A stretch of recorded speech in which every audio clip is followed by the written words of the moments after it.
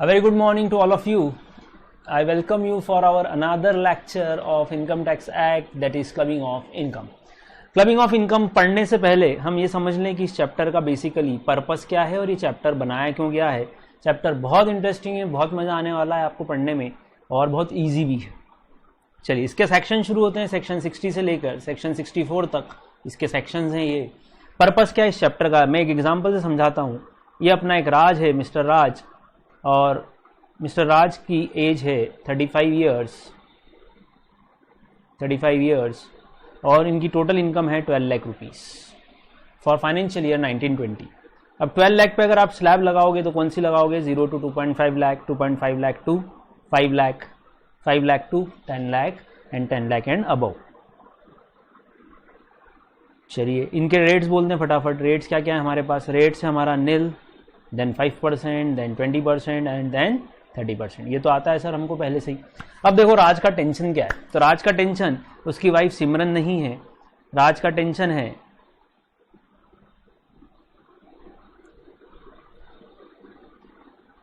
कि मेरी इस 12 लाख की इनकम पे 30% का टैक्स रेट भी लगता है और मुझे बहुत अखर रहा है। अब राज कमाना तो चाहता है पर टैक्स नहीं देना चाहता। ये बिल्कुल वैसी बात है कि हर बच्चा पास तो होना चाहता है पर मेहनत करना नहीं चाहता। राज से बोला इनकम कम कर लेगा, टैक्स नहीं देना। बोले नहीं, इनकम तो चाहिए भैया। तो फिर इनकम चाहिए तो टैक्स भी आपको देना पड़ेगा।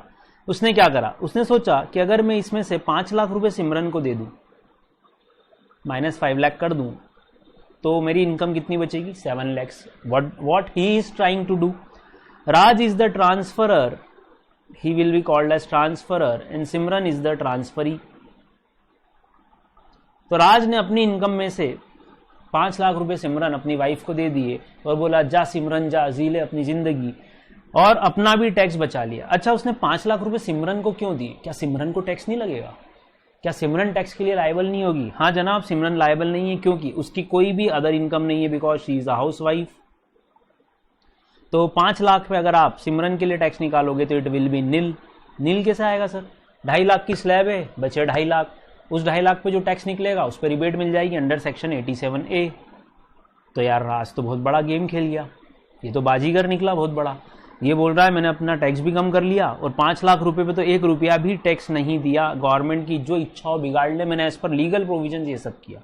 पर कोई व्यक्ति अपनी इनकम किसी और को, मतलब ट्रांसफरी को कैसे दे सकता है? Sir through an agreement. इसके लिए आपने सबसे पहले ट्रांसफरर के केस में आप ऑलरेडी कॉन्ट्रैक्ट एक्ट पढ़ चुके हो। तो थ्रू एन एग्रीमेंट उसने अपना राइट टू रिसीव ट्रांसफर कर दिया सिमरन को। 5 लाख रुपए क्या थे सर? ये इंटरेस्ट हो सकता है, रेंट हो सकता है, किसी भी चीज का ट्रांसफर कर दिया। ओके, अब गवर्नमेंट ने देखा कि इस व्यक्ति ने यार अचानक ही अपनी इनकम कम कर दी। गवर्नमेंट को लगा ऐसे तो फिर हर व्यक्ति, हर असेसी अपनी इनकम को एक एग्रीमेंट करेगा, 2 रुपए का, 10 रुपए का, कागज पे कुछ लिखेगा, एग्रीमेंट करके ट्रांसफर कर देगा, सिंपल। तब गवर्नमेंट ने क्या बोला कि no, the income of the transferee will again be clubbed in the hands of transferor, will again be clubbed in the hands of transferor. ऐसा बोल के गवर्नमेंट ने ये कंफर्म किया कि कोई भी व्यक्ति अपनी इनकम को इस तरह से डाइवर्ट करने की कोशिश ना करे। वरना मेरी सपोज 50 लाख रुपए की इनकम है, मैंने 5 लाख आपको दिए, 5 लाख आपको दिए, मेरे तो बहुत सारे स्टूडेंट्स हैं, मैंने सबको 3-3 लाख 5-5 लाख रुपए दे दिए और उनसे बोल दिया बाद में पैसे वापस कर देना भैया, है ना? क्या मैंने उस साल की पूरी इनकम को 0 कर दिया? हाँ सर। तो ऐसे तो हर व्यक्ति अपनी इनकम को क्या करेगा? डेविएट या ट्रांसफर करने की कोशिश करेगा। इसीलिए बनाया गया कि ट्रांसफरी की इनकम, मतलब अदर पर्सन की इनकम को आपको किस में ऐड करना है? ट्रांसफरर की इनकम में ऐड करना है। असेसी है मेरा राज, राज की इनकम में किसी और पर्सन की इनकम को क्लब किया जा रहा है। क्या वर्ड यूज कर रहा हूं मैं? क्लब करना। एक और वर्ड क्या है? एग्रीगेट करना, एडिशन करना भी बोल सकते हैं सिंपल भाषा में, ऐड करना। यस सर, बहुत इजी, कोई खास बात नहीं। तो यहां से अब हम देखने जा रहे हैं क्या सर, ये तो एग्जाम्पल था कि इस चैप्टर का पर्पस क्या है। अब आपको क्या क्या समझना है? पहला, सर ट्रांसफर ऐसे कौन कौन से हैं जिसमें क्लबिंग होगी। दूसरा, कौन कौन सी रिलेशनशिप के साथ क्लबिंग होगी। जैसे यहाँ मैंने वाइफ बोला, तो क्या सर फ्रेंड भी आ सकता है? क्या ब्रदर भी आ सकता है? सर्वेंट भी आ सकता है? एम्प्लॉय भी आ सकता है? कौन कौन सी रिलेशंस के साथ ये क्लबिंग होगी। और थर्ड पॉइंट, इसके इम्पैक्ट्स क्या आएंगे, क्या क्या इम्पैक्ट होंगे टैक्सेशन में। लाए सबसे पहले हम देख रहे हैं अपना सेक्शन 60। पहला title, transfer of income without transfer of asset. क्या ट्राई कर रहा है? देखो एक्स, देख लो इधर एग्जाम्पल देख लो, वापस से ड्रॉ कर देता हूं आपके लिए मैं। एक्स ने जो उसकी, ये अभी एग्जाम्पल लिया वही ले लो आप चाहो तो। एक्स ने या राज ने डायरेक्टली अपनी इनकम 5 लाख रुपए अपनी स्पाउस किसको ट्रांसफर कर दिया, सिमरन, या अपने फ्रेंड करण को ट्रांसफर कर दिया? बोलो, क्या उसने कोई असेट दी? नहीं sir, he has not transferred any asset, he has directly transferred his income. कैसे? एग्रीमेंट से। तो ये इनकम वापस किस में क्लब हो जाएगी? ये इनकम वापस क्लब होगी राज में, मतलब किस में? ट्रांसफरर में। क्यों? क्योंकि वो डायरेक्टली क्या ट्रांसफर कर रहा है? Income, without transferring of asset. Sir ये असेट का क्या रिलेशन है? चलो अकाउंट्स के बेसिक रूल पे आओ बेटा। असेट की डेफिनेशन क्या होती है? असेट इज अ रिसोर्स जिसके कारण उस व्यक्ति को या उस बिजनेस को या उस ऑर्गेनाइजेशन को क्या राइज होती है? इनकम। तो असेट के कारण ही तो क्या आएगी? इनकम आएगी। तो व्यक्ति असेट ट्रांसफर कर रहा है कि इनकम? सर सिर्फ इनकम ट्रांसफर कर रहा है, इनकम को डाइवर्ट कर रहा है, डेविएट कर रहा है।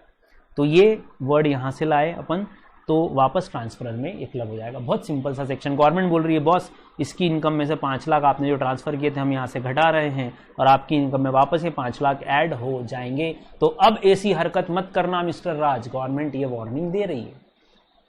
क्लियर?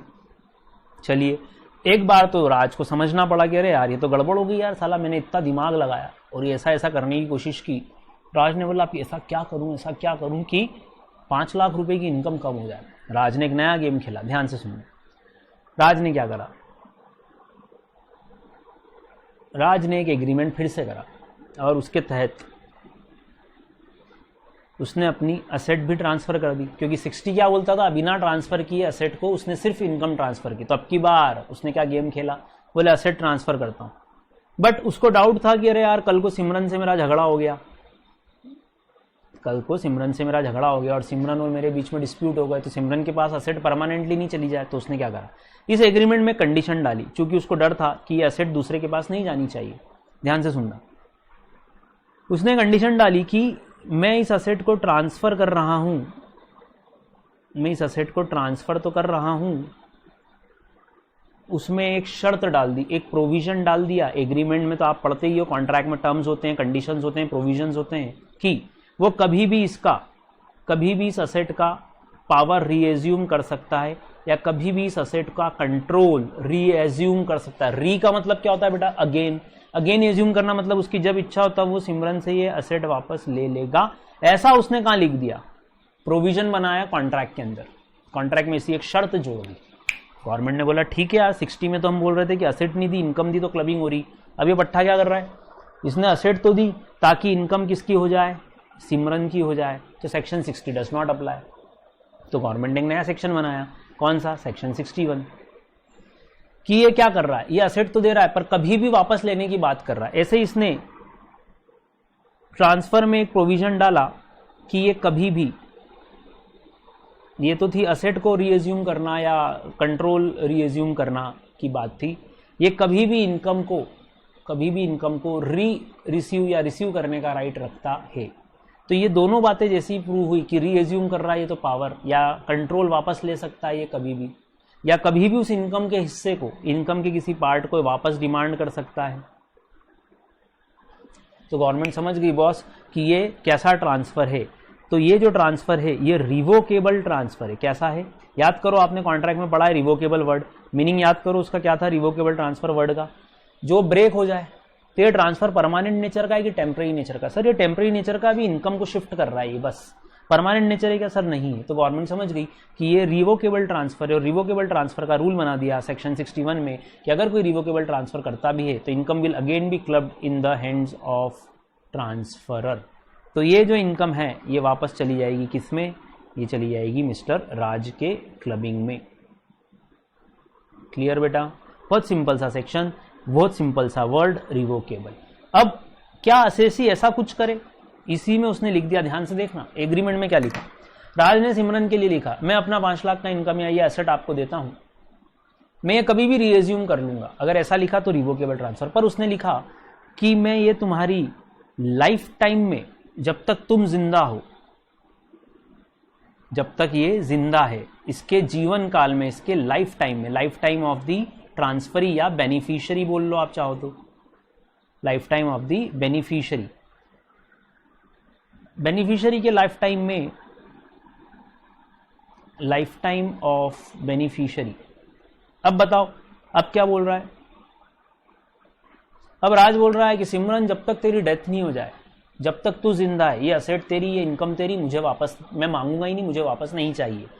अभी भी इसने बोला कि अगर तेरी डेथ होती तो मैं वापस ले लूंगा। अब बताओ क्या दफड़ा है? अब उसका इंटेंशन यहाँ टेम्पररी दिख रहा था पहले, इसीलिए हमने रिवोकेबल बोला। अब पर क्या वो बेनिफिशियरी के लाइफ टाइम का वादा कर रहा है कि जब तक तू जिंदा है तब तक ये एसेट या इनकम तेरी होगी, मैं इसको वापस नहीं मांगूंगा, ये तुम यूज करोगे, तुम्हारी ही होगी। अब गवर्नमेंट बोल रही है यार अब तो ये परमानेंट नेचर का है, क्योंकि अब कहीं भी ये नहीं दिख रहा है कि वो चाहे जब वापस ले सकता है। अब तो जब तक सिमरन की डेथ ना हो जाए तब तक वो वापस नहीं लेगा। तो गवर्नमेंट ने बोला कि this is irrevocable transfer, this is irrevocable transfer. Clear? अब अगर ये इररिवोकेबल ट्रांसफर है तो इस केस में हमने क्या बोला था? Income will be clubbed in the hands of Raj, मतलब ट्रांसफरर। इस केस में ऐसा नहीं बोल रहे हैं, इस केस में हम बोल रहे हैं कि ये इररिवोकेबल ट्रांसफर है तो ये इनकम अब सिमरन की ही मानी जाएगी। क्लबिंग का प्रोविजन, क्लबिंग का सेक्शन अप्लाई नहीं होगा। ये बात समझ में है? एक और इररिवोकेबल की डेफिनेशन है, उस पर अपन पर ज्यादा ध्यान नहीं देते हैं। इररिवोकेबल का सेकंड पॉइंट भी है, वो 14/1961 का पॉइंट है, आप रीड करके छोड़ देना, उसका प्रैक्टिकली इंपॉर्टेंस नहीं बचा एग्जाम पॉइंट से। हाँ चलिए, तो ये हो गया अपना खत्म एक और सेक्शन, सेक्शन 61। तो 60 और 61 दो खत्म की। अब कुछ कॉमन बातें आप नोट करें।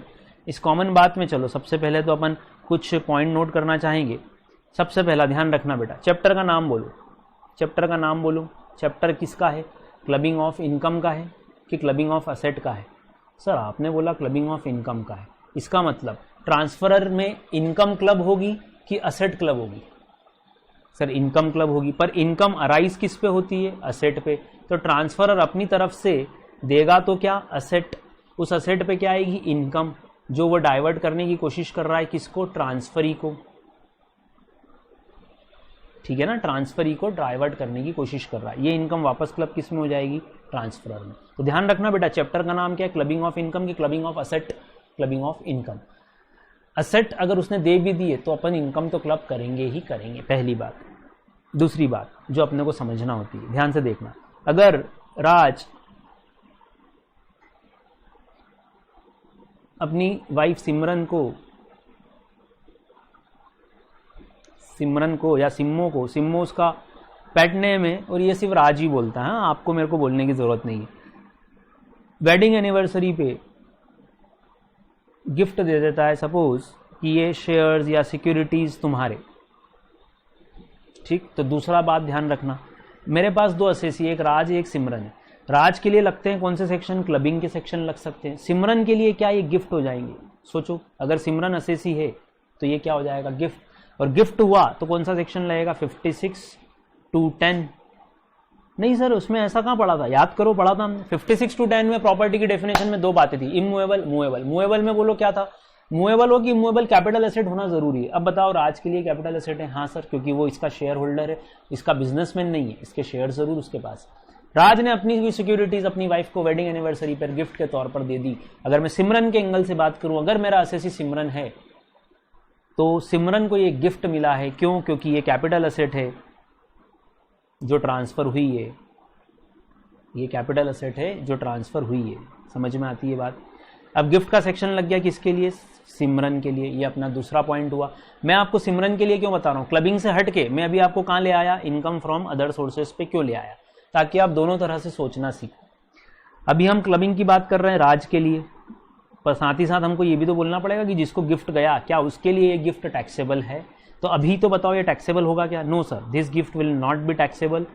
क्यों नहीं होगा? क्योंकि सर ये रिलेटिव से आया। सिमरन के एंगल से कौन रिलेटिव है? राज रिलेटिव है। अच्छा चलो ठीक है, बढ़िया। अब चलो सपोज ये फ्रेंड होता तो राज ने अपने फ्रेंड को दिया, अपन ने देखा ना सेक्शन 60 में, 61 में, वो यहां पर सिमरन की जगह अगर मैं उसका कोई दोस्त लिख दूं तो सर फिर टैक्सेबल हो जाएगा, क्योंकि फ्रेंड रिलेटिव में कवर नहीं होता। इस तरह से भी अपने को सोचना पड़ेगा। तो अदर सोर्सेज के लिए गिफ्ट का सेक्शन लग गया, राज के लिए क्लबिंग का सेक्शन लग गया, ये ध्यान रखना। और क्या सीखना है सर? तीसरी बात ध्यान से देखना, ध्यान से देखिएगा। तीसरी बात,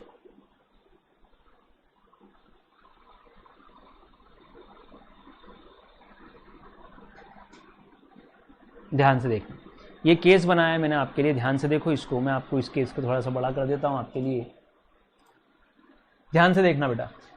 केस है कि एक्स ने अपना 1 लाख रुपए का असेट, मतलब कैश असेट हो गई ना, चलो किसको दिया, अपनी वाइफ को, मिसेज एक्स को दे दिया। ओके सर, मिसेज एक्स ने उसकी क्या करवा दी, एफडी करवा दी। जब मिसेज एक्स ने उसकी एफडी कराई तो पहली बात आपको क्या सीखने को मिली, ध्यान से देखना।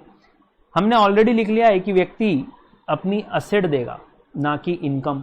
उस असेट पे आने वाली इनकम क्लब होगी, ये भी हमने समझ लिया। अभी पीछे यहां पर यही समझा कि क्लबिंग ऑफ इनकम है, इनकम अराइज होती है किस पे, असेट पे, तो असेसी देगा तो असेट, पर क्लब होगी इनकम, बिल्कुल सही बात है। इंटरेस्ट आया 10% से, और ये 10,000 रुपए उसका इंटरेस्ट जो है किस में क्लब हो जाएगा, इन द हैंड्स ऑफ एक्स, ये क्लब हो गया, बिल्कुल सही सर। एक इस ईयर की बात थी, प्रीवियस ईयर 1920 की मान लो ये बात थी, तो एक्स की इनकम में अपन ने कितना बढ़ा दिया, 10,000 रुपए इंटरेस्ट के बढ़ा दिए। क्लियर, चलो ठीक है। अब अगले साल वो एफडी बढ़ के हो गई कितनी, 1,10,000, 1 लाख तो थे ही, 10,000 का ब्याज और जुड़ गया तो अगली एफडी हो गई 1,10,000 की। ठीक है सर, ये 1,10,000 का क्या करना है सर, देखो ध्यान से सुनना। इस 1,10,000 में एक प्रॉब्लम आ रही है अपने को, वो आ रही है कि जब ये 1,10,000 का ब्याज आएगा 10% से, वो कितना आएगा, वो आएगा सर 11,000। अब क्वेश्चन ये है कि यहाँ पे क्लबिंग कितने पे होगी। मोस्टली हम यहाँ आंसर देते हैं कि पूरे 11,000 क्लब होंगे, तो एक छोटी सी मिस्टेक कर रहे हैं बेटा अपन, ध्यान से सुनना। हमने बोला था जो असेट दी है उस पे आने वाली इनकम क्लब होगी। बताओ असेट कितने की थी सर, 1 लाख की। ओके, तो फिर यहाँ 1,10,000 पे जो इंटरेस्ट आ रहा है 11,000, क्या ये पूरा क्लब हो पाएगा, नहीं सर। फिर आपको वापस इसके 2 पार्ट करने पड़ेंगे, 10,000 और 1,000। 10,000 जाएंगे किस में, एक्स में, ये क्लब होंगे ये वाले 10,000 तो, और ये 1,000 रुपए जो है ये जाएंगे किस में, मिसेज एक्स में। ये इनकम किसकी मान ली जाएगी, मिसेज एक्स की मान ली जाएगी। ध्यान रखना ये बात। क्या मतलब है सर इसका, ध्यान से सुनना बेटा, बहुत इजी लाइन बता रहा हूं हिंदी की। ये 11,000 का ब्याज कैसे आया सर, वो 1 लाख प्लस 10,000 ऐसा हुआ था। अच्छा, ये 10,000 इनकम थी क्या, हाँ सर। क्या इस पे फिर से इनकम अराइज हुई 1,000 रुपए, कैसे, 10%, 10,000, 10% 1,000, तभी तो 11,000 का ब्याज आया। 1,10,000 का 10% 11 कैसे आया, ये 1 लाख पे 10% आया, और इधर ये 10,000 पे 1,000 रुपए और आ गए, तब तो ही तो 1,10 हुए थे, 1 लाख प्लस 10,000 ऐसे करके। अब 1,000 रुपए क्या एक्स ने असेट दी थी उसके आए, नहीं सर, ये तो इंटरेस्ट पे इंटरेस्ट आया है, इनकम पे इनकम आई है। तो इंपॉर्टेंट चीज सिखा रहा हूं बेटा, सबसे पहली इंपॉर्टेंट बात हम जो सीख रहे हैं, जो तीसरा पॉइंट बनेगा मेरा यहां पर, पहले हिंदी में लिख देता हूं आपके लिए कि इनकम पर इनकम, असेट पर इनकम नहीं। अब इनकम किस पे आ रही है, इनकम पर इनकम। इनकम मतलब 10,000, पर इनकम मतलब 1,000। क्लब नहीं होगी, क्लब नहीं होगी। क्यों नहीं होगी सर, इसमें एक्स का अब कोई रोल नहीं बचा, ये ऑटोमेटिकली जनरेट हुई, एक्स ने कोई असेट ट्रांसफर नहीं की। जबकि अपना सेक्शन बोलता है, सेक्शन कि आपको वो क्लब करना है जो असेट आपकी तरफ से ट्रांसफर हुई है। तो इंग्लिश वर्ड अगर लें अब इसी बात का, तो इंग्लिश वर्ड ये लिख लो आप, ये लाइन लिखो, एनी इनकम, ये वाली लाइन लिखें, एनी इनकम ऑन एक्रीशन। ये आपको वर्किंग नोट डालना पड़ सकता है, अगर आप प्रैक्टिकल एग्जाम दे रहे हो तो आप ऑब्जेक्टिव सॉल्व करोगे तो ये वर्किंग नोट की जरूरत नहीं पड़ेगी। Any income on accretion of asset transferred, ये इनकम एक्रीड हुई है। कैसे हुई सर, मेरी असेट थी 1 लाख की, वो बढ़ गई कितनी बड़ी, 10,000 रुपए। अभी हमने हिंदी में बोला इनकम पर इनकम, इंग्लिश में बोल रहे हैं ये जो एक्रीशन हुआ इस असेट का, असेट इंक्रीज हुई है, इस पे आने वाली इनकम क्लब नहीं होगी। तो हमने 1,000 रुपए किसकी इनकम माना, मिसेज एक्स की ही इनकम माना। तो पॉइंट नोट करो बेटा, any income on accretion of asset transferred is not to be clubbed. Important word वापस से आपके लिए लिख के बता रहा हूं, is not to be clubbed. Note down करो इसे, प्लीज नोट इट डाउन। और ये मैंने हिंदी में लिख रखा है, इनकम पर इनकम क्लब नहीं होगी।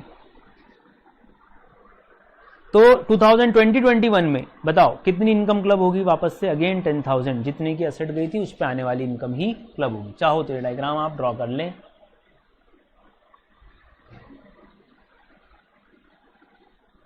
एक और नई चीज सिखा रहा हूं बेटा, फिर ये डायग्राम भी आपको ड्रॉ कर लेना आप और पॉइंट भी नोट कर लेना इसका, ध्यान से देखिएगा कि आप मुझे बताओ एक्स ने दिया क्या था। सर एक्स ने तो कैश दिया था, ये जो था ये कैश था, ओके। मिसेज एक्स ने उसकी क्या करवा दी, एफडी। तो सर देखा जाए तो आपने क्या चेंज कर दिया, आपने form of the asset change कर दिया। क्या दिया, क्या था, कैश, वो कन्वर्ट काय में हुआ, एफडी में। फिर भी अपन ने क्लबिंग प्रोविजन लगाए, हाँ सर, इसका मतलब क्या निकला, form of the asset can be changed, may be changed, तो भी इनकम तो क्लब होगी। या आपने यहां पहला पॉइंट से सीखा, इस फर्स्ट पॉइंट को मैंने लिखा यहां पे, ये फर्स्ट पॉइंट हुआ मेरा।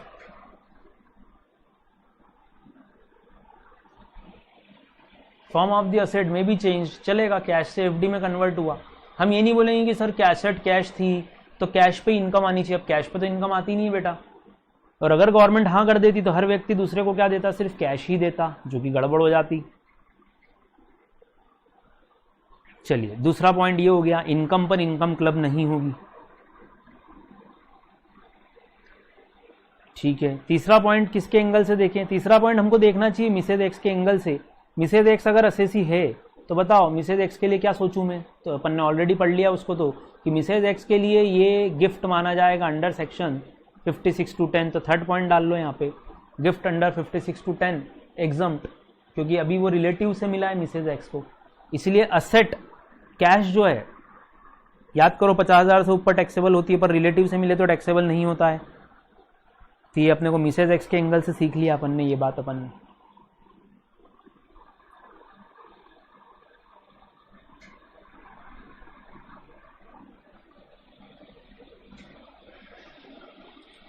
तो बेटा अपन ने ये तीन चीजें एग्जांपल सीखी, मैंने क्या सिखाने की कोशिश की। पहला, एक तो इनकम क्लब होगी, असेट की बात नहीं हो रही है। दूसरा, ये असेट रिसीवर के लिए, ट्रांसफरी के लिए शायद गिफ्ट हो जाए और 56(2)(10) अप्लाई हो जाए।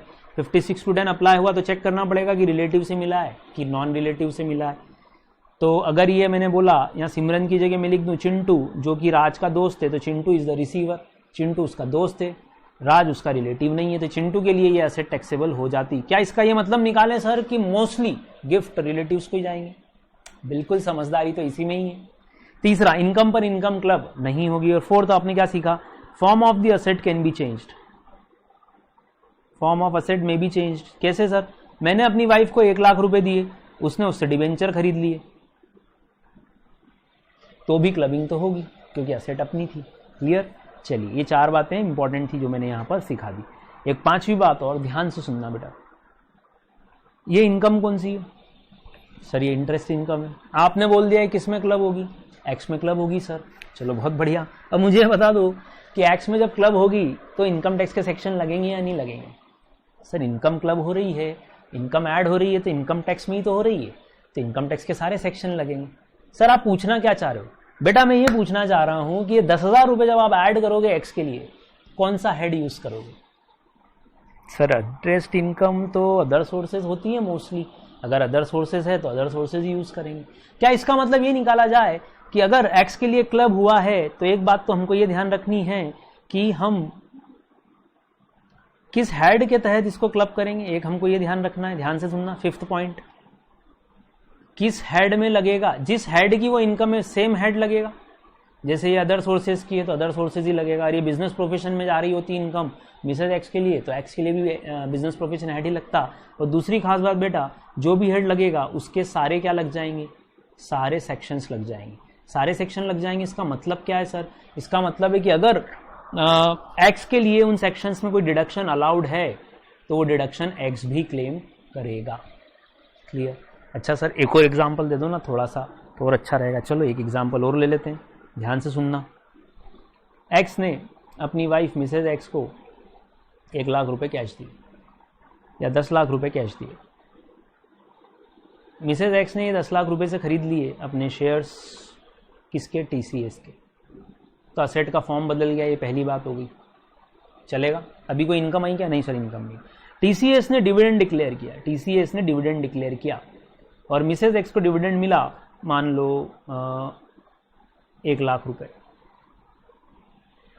अब टीसीएस ऑलरेडी 115O में इस पे डिविडेंड डिस्ट्रीब्यूशन टैक्स पे कर चुकी है, तो बताओ शेयर होल्डर के हाथ में ये डिविडेंड क्या हो जाएगा, एग्जम्प्ट। बिल्कुल होगा सर, पर पहले तो क्लबिंग प्रोविजन लगाएंगे। क्लबिंग प्रोविजन के तहत ये 1 लाख रुपए किस में जाएंगे, ये 1 लाख रुपए सर एक्स में जाएंगे। डन सर, बिल्कुल सही बोल रहे हो आप, ये 1 लाख रुपए एक्स में ही जाएंगे। बट एक्स में भी जब जाएंगे तो इस इनकम को क्या लिखना पड़ेगा सर, एग्जम्प्ट ही लिखेंगे। ट्रीटमेंट चेंज थोड़ी नहीं कर सकता हूं मैं इनकम टैक्स में। मैं इनकम टैक्स में अगर ये 1 लाख रुपए का डिविडेंड एक्स के लिए टैक्सेबल कर रहा हूं तो एक्स पूछेगा ना कि मालिक सेक्शन कौन सा लगा रहे हो, तो मैं बोलूंगा सर 1034। तो 1034 में तो सर इनकम एग्जम्प्ट होती है, तो मतलब मेरे लिए भी एग्जम्प्ट है। हाँ बिल्कुल। मैंने क्या समझाना चाहा इस एग्जाम्पल से, पहली बात हेड चेंज होगा क्या, जो हेड लगता होगा वही लगेगा कि कोई दूसरा, सबको अदर सोर्सेज में डाल दोगे, नहीं सर ऐसा नहीं करेंगे। दूसरा, जो भी हेड लगेगा क्या उसके सारे प्रोविजन सारे सेक्शन फिर अपने एक्स के लिए अप्लाई हो जाएंगे, बिल्कुल सर, ये बात ध्यान रखना, सारे सेक्शन अप्लाई होंगे। जैसे कि आप अगर ये डिविडेंड रिसीव कर रहे थे और ये एग्जाम था तो फिर एक्स के लिए भी क्या होगा, एग्जाम्प्ट ही होगा। क्लियर। चलिए, तो चलिए बेटा, हमने ये 2 बातें यहाँ से कंप्लीट की और हमने ये पॉइंट्स देखे कि क्लबिंग ऑफ इनकम करना एसेट नहीं है। दूसरा 56 to 10 लग सकता है किसके लिए, रिसीवर के लिए। थर्ड, इनकम पर इनकम क्लब नहीं होगी। और fourth, form of asset change किया जा सकता है। चलिए, इसके अलावा आपको ध्यान रखना है कि हेड तो सेम लगेगा, क्योंकि जब मेरे इसमें कोई इनकम क्लब होगी तो भी लगेंगे तो इनकम टैक्स की सेक्शन। तो अगर कोई कैपिटल गेन की इनकम है और मुझ में क्लब हो रही है तो मेरे लिए भी कैपिटल गेन हेड ही लगेगा और उसके सारे section as it is apply होंगे। नेक्स्ट, हमने ये जो पॉइंट देखा अभी, ये हमने एक सेक्शन खत्म कर लिया, वो है 6414। और मैं आपको इसका एक फ्रेश सेक्शन बना के दे देता हूं 6414 का। देखिए 6414 क्या बोलता है, ध्यान से देखिए बेटा। हम क्लबिंग के 4 अलग अलग सेक्शंस देख रहे हैं। पहला, आप जो असेट ट्रांसफर कर रहे हो, असेट ट्रांसफर्ड टू स्पाउस, किसको ट्रांसफर कर रहे हैं हम, to spouse. Asset transfer to spouse, ये जो ट्रांसफर हुआ है ये कैसे हुआ है, फॉर इनएडिक्वेट कंसिडरेशन। या तो ये ट्रांसफर कैसा है, फॉर इनएडिक्वेट कंसिडरेशन और फॉर, या विदाउट लिख लें फॉर की जगह, और विदाउट कंसिडरेशन। मतलब मैंने असेट तो दे दी अपने स्पाउस को, स्पाउस का मतलब जीवन साथी होता है, ये हमको पहले से मालूम है, बट मैंने उससे 1 रुपया भी नहीं लिया, या 10 लाख की चीज के मैंने सिर्फ 2 लाख रुपए लिए, तो या तो इनएडिक्वेट कंसिडरेशन था या फिर कंसिडरेशन ही नहीं था। चलिए ठीक है सर, हुआ क्या है, तो फिर ऐसे केस में उस असेट पे जो भी इनकम आएगी वो इनकम वापस किसकी हो जाएगी, it will be clubbed in the hands of transferor.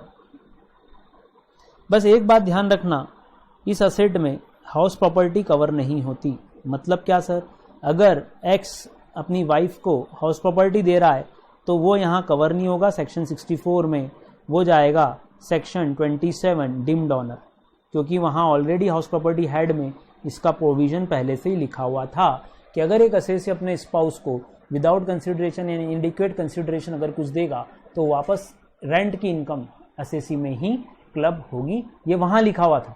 इसीलिए यहाँ आप 64 सबसेक्शन 1 और क्लॉज 4 में जो बात पढ़ रहे हो बाकी सारी असेट्स के लिए वो अदर देन हाउस प्रॉपर्टी पढ़ रहे हो। बहुत सिंपल, मैं अपने स्पाउस को डायरेक्टली कोई एसेट ट्रांसफर कर रहा हूँ, करने का रीजन जो कुछ भी हो, मेन बात है अपना कि विदाउट कंसिडरेशन है या इनएडिक्वेट कंसिडरेशन। सेकंड पॉइंट देखते हैं फिर 6416, 6417 और 6418, ऐसे 4 आपको ये क्लॉजेस पढ़ने हैं, ध्यान से देखिएगा। ये जो ट्रांसफर था ये असेसी सीधा अपनी स्पाउस को कर रहा था, ध्यान से देखिएगा। अब 6414 में राज सीधे कोई एसेट दे रहा है किसको, अपनी स्पाउस सिमरन को, तो इनकम वापस किस में क्लब हो गई, राज में। अब राज टेंशन में आ गया कि यार अब मैंने एसेट दी तो एसेट पे आने वाली इनकम वापस से मुझ में ही क्लब हो गई।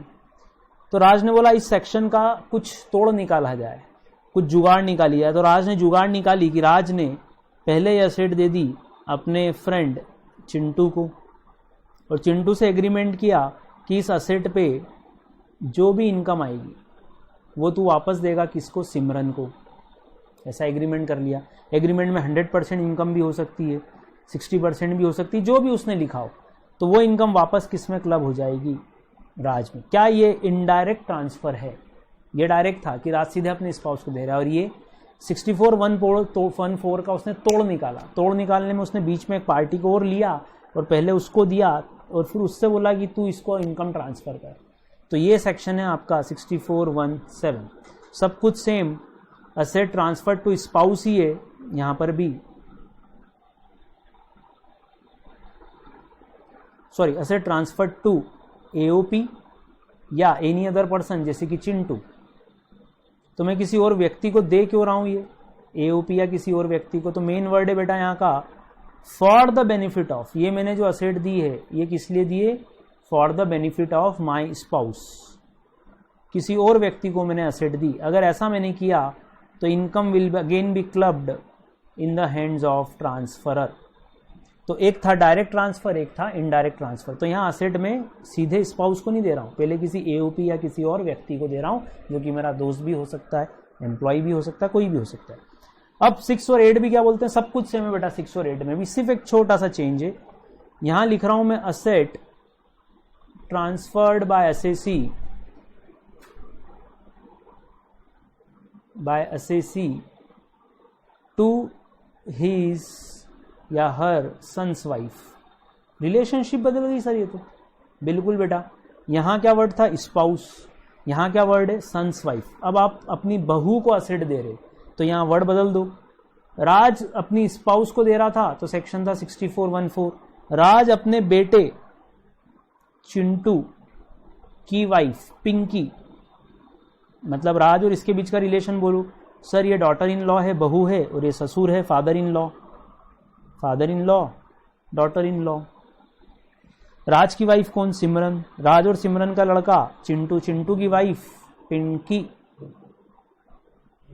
क्लियर? पिंकी को अगर असेट दी तो अब एक व्यक्ति, एक असेसी अपनी स्पाउस की जगह किसको दे रहा है? सन्स वाइफ को दे रहा है। ध्यान रखना, क्या सिमरन के लिए भी ये पिंकी बहू है? हाँ सर। अधिकतर लोग यहां गलती कर जाते हैं, वो सिर्फ मेल रिलेशन सोचते हैं, फीमेल नहीं सोचते। ये सास है ना भैया, वो लड़के भले ही भूल जाएं, लड़कियां कैसे भूल सकती है? ये सास है तो पिंकी बहू है, तो यहां मेल भी हो सकता है, फीमेल भी, असेसी। ध्यान रखना। तो ये दो केस, अब 6 और 8 जो क्लॉजेस हैं, इसमें एक असेसी डायरेक्टली अपनी सन्स वाइफ को दे, सब कुछ same, income will be clubbed in the hands of transfer. ध्यान रखना, पर यहाँ पे वो हाउस प्रॉपर्टी का एक्सेप्शन नहीं है, मतलब यहाँ असेट में हाउस प्रॉपर्टी भी हो सकती है, क्योंकि इस वाले केस में यहाँ सन्स वाइफ को देने के लिए डिम्ड ऑनर का कोई सेक्शन नहीं है। मैं आपको दिखा देता हूँ, देखो जरा। डिम्ड ऑनरशिप का ये सेक्शन 27 है, आपको दिख रहा होगा। इसमें जो रिलेशनशिप है वो एक बार पढ़ लेते हैं अपन। इसमें जो रिलेशनशिप है वो है transferor of the property where the property is transferred to the spouse. यहाँ सन्स वाइफ लिखा हुआ नहीं है, तो सेक्शन 27 सन्स वाइफ पे नहीं लगता, तो कोई बात नहीं, हम सेक्शन 64 में कवर कर लेंगे उसको, 6416। सिमिलर 8th पॉइंट भी सब कुछ सेम, कि असेट असेसी ने ट्रांसफर की, असेट ट्रांसफर्ड टू किसको? वही एओपी और एनी अदर पर्सन, क्योंकि फॉर द बेनिफिट ऑफ, वापस वर्ड बदल दो बस, यहां पे क्या लिखना पड़ेगा? फॉर द बेनिफिट ऑफ, अब क्या लिखूं? Sons wife. यहां स्पाउस था ना, अब यहां क्या लिखना पड़ेगा? Indirect transfer. यस बिल्कुल, जैसे कि यही केस ले लो, राज ने अपने दोस्त वाई को असेट दी ताकि वाई उसकी बहू पिंकी को ये इनकम ट्रांसफर कर पाए। तो पिंकी को जो भी इनकम जाएगी वो किस में क्लब हो जाएगी? वापस राज में ही क्लब होगी। तो बेटा सिर्फ खास बात दो ही है, एक जगह स्पाउस है, दो जगहों पर 6, 4 और अपना 7th क्लॉज में, 6th और 8th में जो है सन्स वाइफ। क्या 64(1) में सिर्फ दो ही रिलेशनशिप कवर्ड, एक सन्स वाइफ और एक स्पाउस? हाँ सर। क्या यहाँ फ्रेंड है? No sir. क्या है ब्रदर है? No sir. Father? No sir. Brother, mother? No sir. Sister? No sir. Employee? No sir. Clubbing provision सिर्फ दो रिलेशनशिप पे लग रहा है, कौन कौन सी? सन्स वाइफ और स्पाउस। Is it clear? समझ में आया? तो ये 4 सेक्शन आप नोट कर सकते हैं, नोट करना शुरू करें, नोट करना शुरू करें बेटा इसको।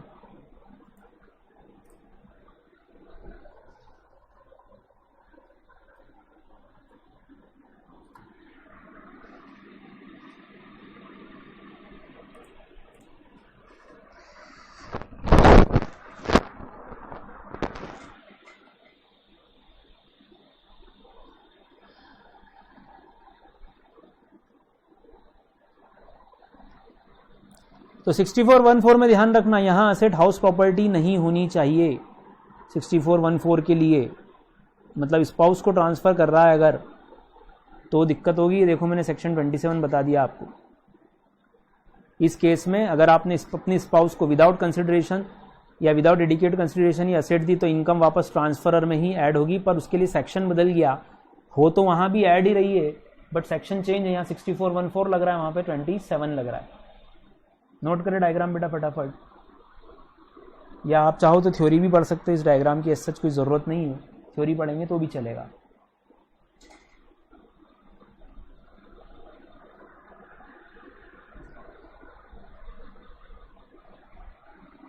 तो ये 4 सेक्शन के और 3 इंपॉर्टेंट बातें हमको ध्यान रखनी है कि ये क्लबिंग प्रोविजन कब अट्रैक्ट होंगे।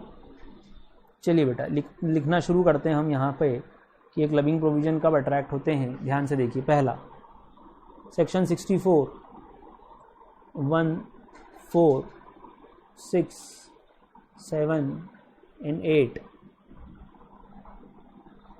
रिलेट्स टू, लिखो मेरे साथ साथ, आप भी लिख लो फटाफट, स्पाउस एंड सन्स वाइफ। सिर्फ 2 रिलेशनशिप कवर्ड है इन 4 सेक्शन में और कोई कवर्ड नहीं है। क्या सेक्शन 60 में ऐसा था? नहीं सर, सेक्शन 60 में ऐसा नहीं था, वहां कोई भी रिलेशनशिप हो सकती थी, वहां लिखा था बस आप किसी को इनकम ट्रांसफर कर रहे हो।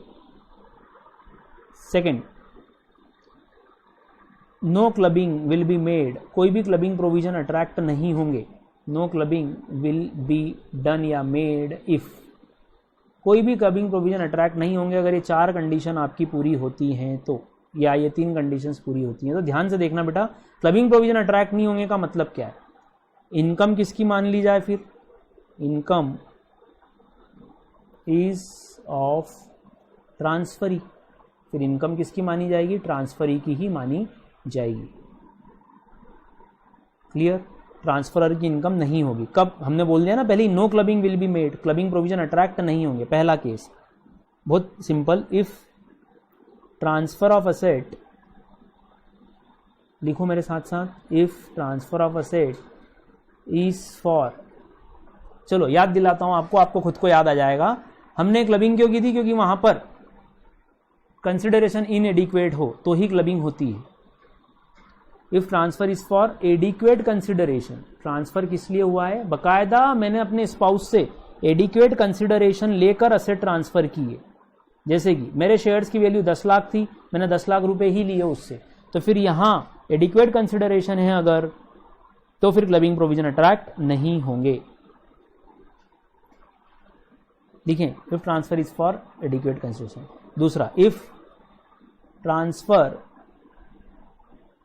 is due to an agreement, ये जो ट्रांसफर हुआ है ये किसी एग्रीमेंट के तहत हुआ है। कैसा एग्रीमेंट सर? एग्रीमेंट टू, किस चीज का एग्रीमेंट हुआ है? Leave apart. क्या मतलब सर? इसका मतलब ये निकलेगा कि यहां एक्स ने जो असेट दी है अपनी, एक्स ने जो अपनी असेट दी है, यहां से देख लो आप, एक्स ने अपनी असेट अपनी स्पाउस को दी, पर ये इसलिए दी क्योंकि इन दोनों के बीच में डिवोर्स हो रहा था, they were agreeing to live apart. अब उस डिवोर्स के एग्रीमेंट के तहत अगर कोई असेट गई है तो क्लबिंग प्रोविजन अट्रैक्ट नहीं होंगे। बहुत सिंपल सा ये पॉइंट है। थर्ड वन इज, इस क्लबिंग प्रोविजन को अट्रैक्ट करने के लिए आपको तीसरी कंडीशन ध्यान से देखना क्या है। रिलेशनशिप जो है हस्बैंड और वाइफ की या स्पाउस की डज नॉट सबसिस्ट, क्लबिंग नहीं होगी अगर रिलेशन सबसिस्ट नहीं करती, मतलब रिलेशनशिप नहीं रहती है। बोथ, ये बोथ क्यों लिखा सर? ध्यान से देखो, बोथ के बाद 2 वर्ड हैं अपने पास,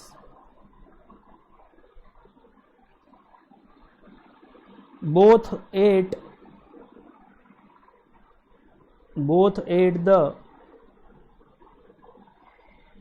time of, both at the time of transfer of asset, both at the time of transfer of asset, लिखो इसको, मैं समझाता हूं फिर, and arising of income, arising of income and arising of income. Relationship नहीं subsist करती है, both मतलब दोनों समय, बोथ का मतलब है यहां पर दोनों समय। कौन से दोनों समय? जब वो असेट गई थी, ट्रांसफर हुई थी तब, और जब इनकम अराइज हुई। क्या मतलब सर? मैं समझा देता हूं, देखो इधर बोर्ड पे देखें भैया, यहां पे सामने देखें। राज ने सिमरन को बोला कि तुझे देखा तो ये जाना सनम, प्यार होता है दीवाना सनम। सिमरन ने भी गाना गा दिया, साजन जी घर आए दुल्हन क्यों शर्माए। इन दोनों का एंगेजमेंट हो गया, सगाई हो गई ऑन 1 सितंबर 2019। इस दिन सगाई हुई थी। सगाई होती है तो इन दोनों की रिलेशनशिप क्या होती है? राज बोलता है ये मेरी मंगेतर है, सिमरन भी बोलती है कि राज मेरा मंगेतर है। क्या बोलते हैं? फियांसे। ठीक, ओके। उस दिन राज ने, चूंकि एंगेजमेंट थी, तो अपने सारे शेयर्स गिफ्ट के तौर पर 10 लाख रुपए के शेयर्स गिफ्ट के तौर पर किसको दे दिए? सिमरन को दे दिए। ओके, ठीक। चलिए, फिर इनकी मैरिज हो गई दोनों की। किस तारीख को? 14 फैब 2020 मैरिज हो गई। मार्च में 20 मार्च को इन शेयर्स पे इनकम अराइज हुई। सपोज डिविडेंड अराइज हो गया, ऐसा हम मान लेते हैं, डिविडेंड अराइज हो गया। किसको? सिमरन को। क्वेश्चन है क्या इनकम क्लब होगी? तो देखो तीसरा पॉइंट पढ़ो, क्या ये डिविडेंड इनकम राज में ऐड होगा? चेक करते हैं कि ये होगा या नहीं होगा। लो, यस और नो चेक करते हैं। अगर हम बोलते हैं नो, तो फिर ये डिविडेंड किस में जाएगा? सिमरन में ही जाएगा। चेक कर लेते हैं एक बार, ऐसा होगा या नहीं होगा। लाओ पॉइंट पढ़ो बेटा तीसरा। इन क्लबिंग नहीं होगी यदि रिलेशनशिप सब्सिस्ट नहीं करती। बोथ बोथ बोथ दोनों समय। कौन से समय? कौन से टाइम पे? ट्रांसफर किया था तब भी और जब इनकम आई तब भी। बताओ, जब ट्रांसफर किया था तो इनकी रिलेशनशिप थी। हाँ सर, ये रिलेशनशिप में थे तभी तो एंगेजमेंट की 1 सितंबर को। नहीं बेटा, क्या सिमरन उस दिन स्पाउस है? स्पाउस का मतलब बताओ सर। स्पाउस का मतलब तो जीवन साथी होता है, लाइफ पार्टनर। क्या सिमरन उस दिन लाइफ पार्टनर है? सिमरन लाइफ पार्टनर नहीं है, सिमरन मंगेतर है। तो स्पाउस का वर्ड अप्लाई नहीं होता। क्या बताएं, जब असेट ट्रांसफर की थी क्या वो स्पाउस थी? No sir. इनकम अराइज हुई तब थी। अपन क्या बोल रहे हैं? Both both both at the time, दोनों समय होना जरूरी है। तो चलो पहला डायग्राम देख लेते हैं अपना। ये देखो इधर, ट्रांसफर ऑफ असेट के दिन भी रिलेशनशिप होनी चाहिए, अराइजिंग ऑफ इनकम के दिन भी आपकी रिलेशनशिप होनी चाहिए। मैं आपको केस बता देता हूं, आप मेरे को आंसर दे दो कि क्लबिंग होगी या क्लबिंग नहीं होगी। ये हो गया अपने केसेस।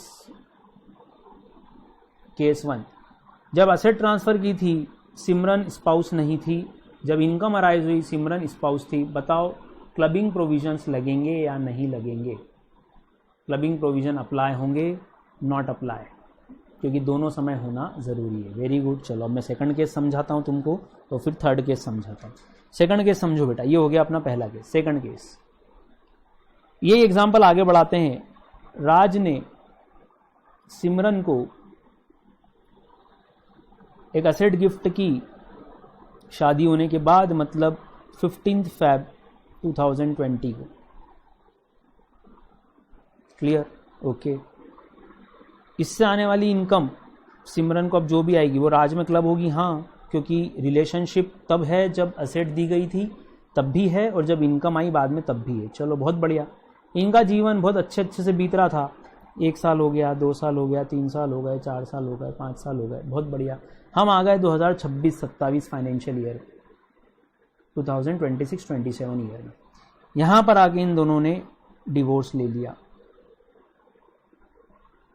क्लियर? कौन सी तारीख? 14 फैब 2027 को इनका डिवोर्स हो गया। क्लियर? चलो अब केस क्या, ध्यान से सुनना। केस ये बेटा कि वो सिमरन को हर साल जो इनकम आ रही थी, मान लो इंटरेस्ट इनकम थी, वो इस बार भी आई। राज ने उससे वो सिक्योरिटीज वापस नहीं मांगी। अब मेरा आपसे क्वेश्चन है कि क्या जब असेट दी थी रिलेशनशिप थी? हाँ सर, शादी के बाद उसने असेट दी थी। क्या जब इनकम अराइज हुई 26-27 में तब वो रिलेशनशिप है? नहीं सर, तब वो रिलेशनशिप नहीं है। क्या मतलब सर इसका? यहां क्लब हुआ, इन सब ईयर्स में भी क्लबिंग होगी, पर बट फ्रॉम फाइनेंशियल ईयर 26-27 ये क्लबिंग नहीं होगी, क्योंकि रूल बोलता है दोनों समय एग्जिस्ट होनी चाहिए रिलेशनशिप। एक जब असेट दी गई थी तब रिलेशनशिप है, बट जब इनकम अराइज हुई अब रिलेशनशिप नहीं है, तो clubbing provision will not apply. तो इसका आखिरी कंक्लूजन क्या होगा, जब ट्रांसफर हो और जब इनकम अराइज हो, दोनों समय अगर आपका रिलेशनशिप सबसिस्ट करता है तो ही क्लबिंग अप्लाई होगा, वरना क्लबिंग अप्लाई नहीं होगा।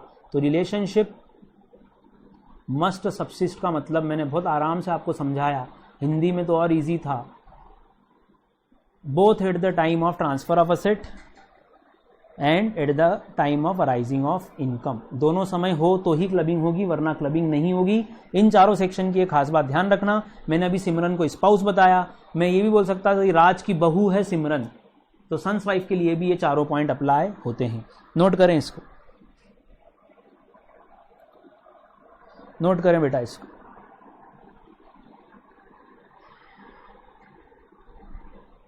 Both at the time of asset eight the time of arising of income, दोनों समय रिलेशनशिप होना चाहिए तो ही ये प्रोविजन लगेगा, नहीं तो नहीं लगेगा। क्लियर बेटा, ये कॉमन बातें हैं चारों सेक्शंस की, इसलिए एक साथ लिख दी।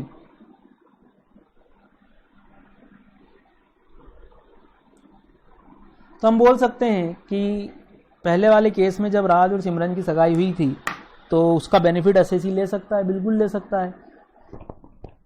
शादी से पहले अगर अपनी मंगेतर को वो कोई गिफ्ट देना चाहे तो दे दे, तो उसकी इनकम क्लब नहीं होगी, उसकी इनकम क्लब नहीं होगी।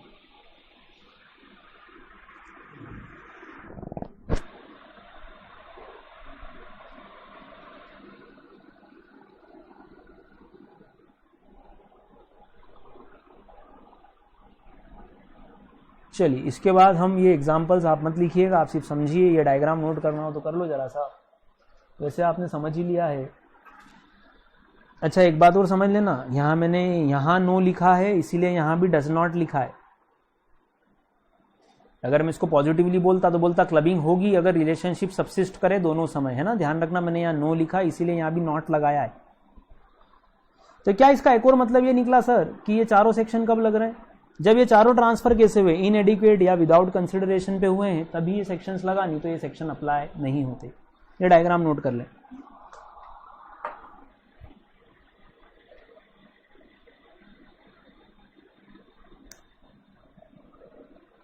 ये हो गए 64, 14, 16, 17 एंड 18, दो ही रिलेशनशिप है, सन्स वाइफ और स्पाउस, ध्यान रख।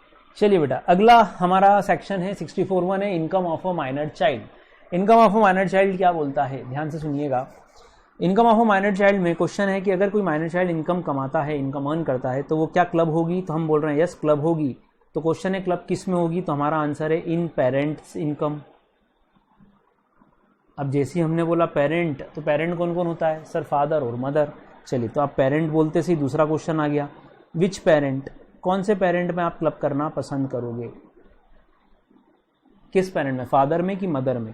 तो उन्होंने आंसर दिया इनकम टैक्स में कि ये जो इनकम क्लब होगी माइनर की इनकम डायरेक्टली उसके लिए टैक्सेबल नहीं होगी, अगर क्लबिंग होगी तो किस में होगी, विच पेरेंट।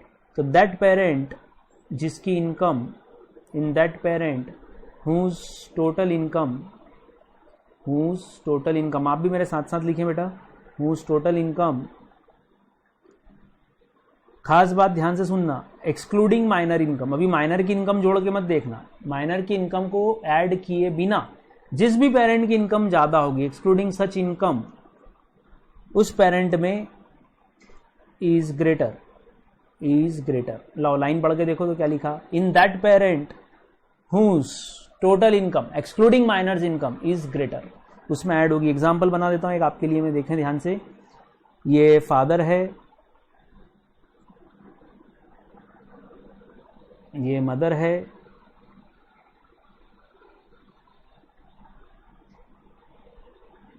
ठीक, और ये अपना माइनर चाइल्ड है, छोटा सा बच्चा है।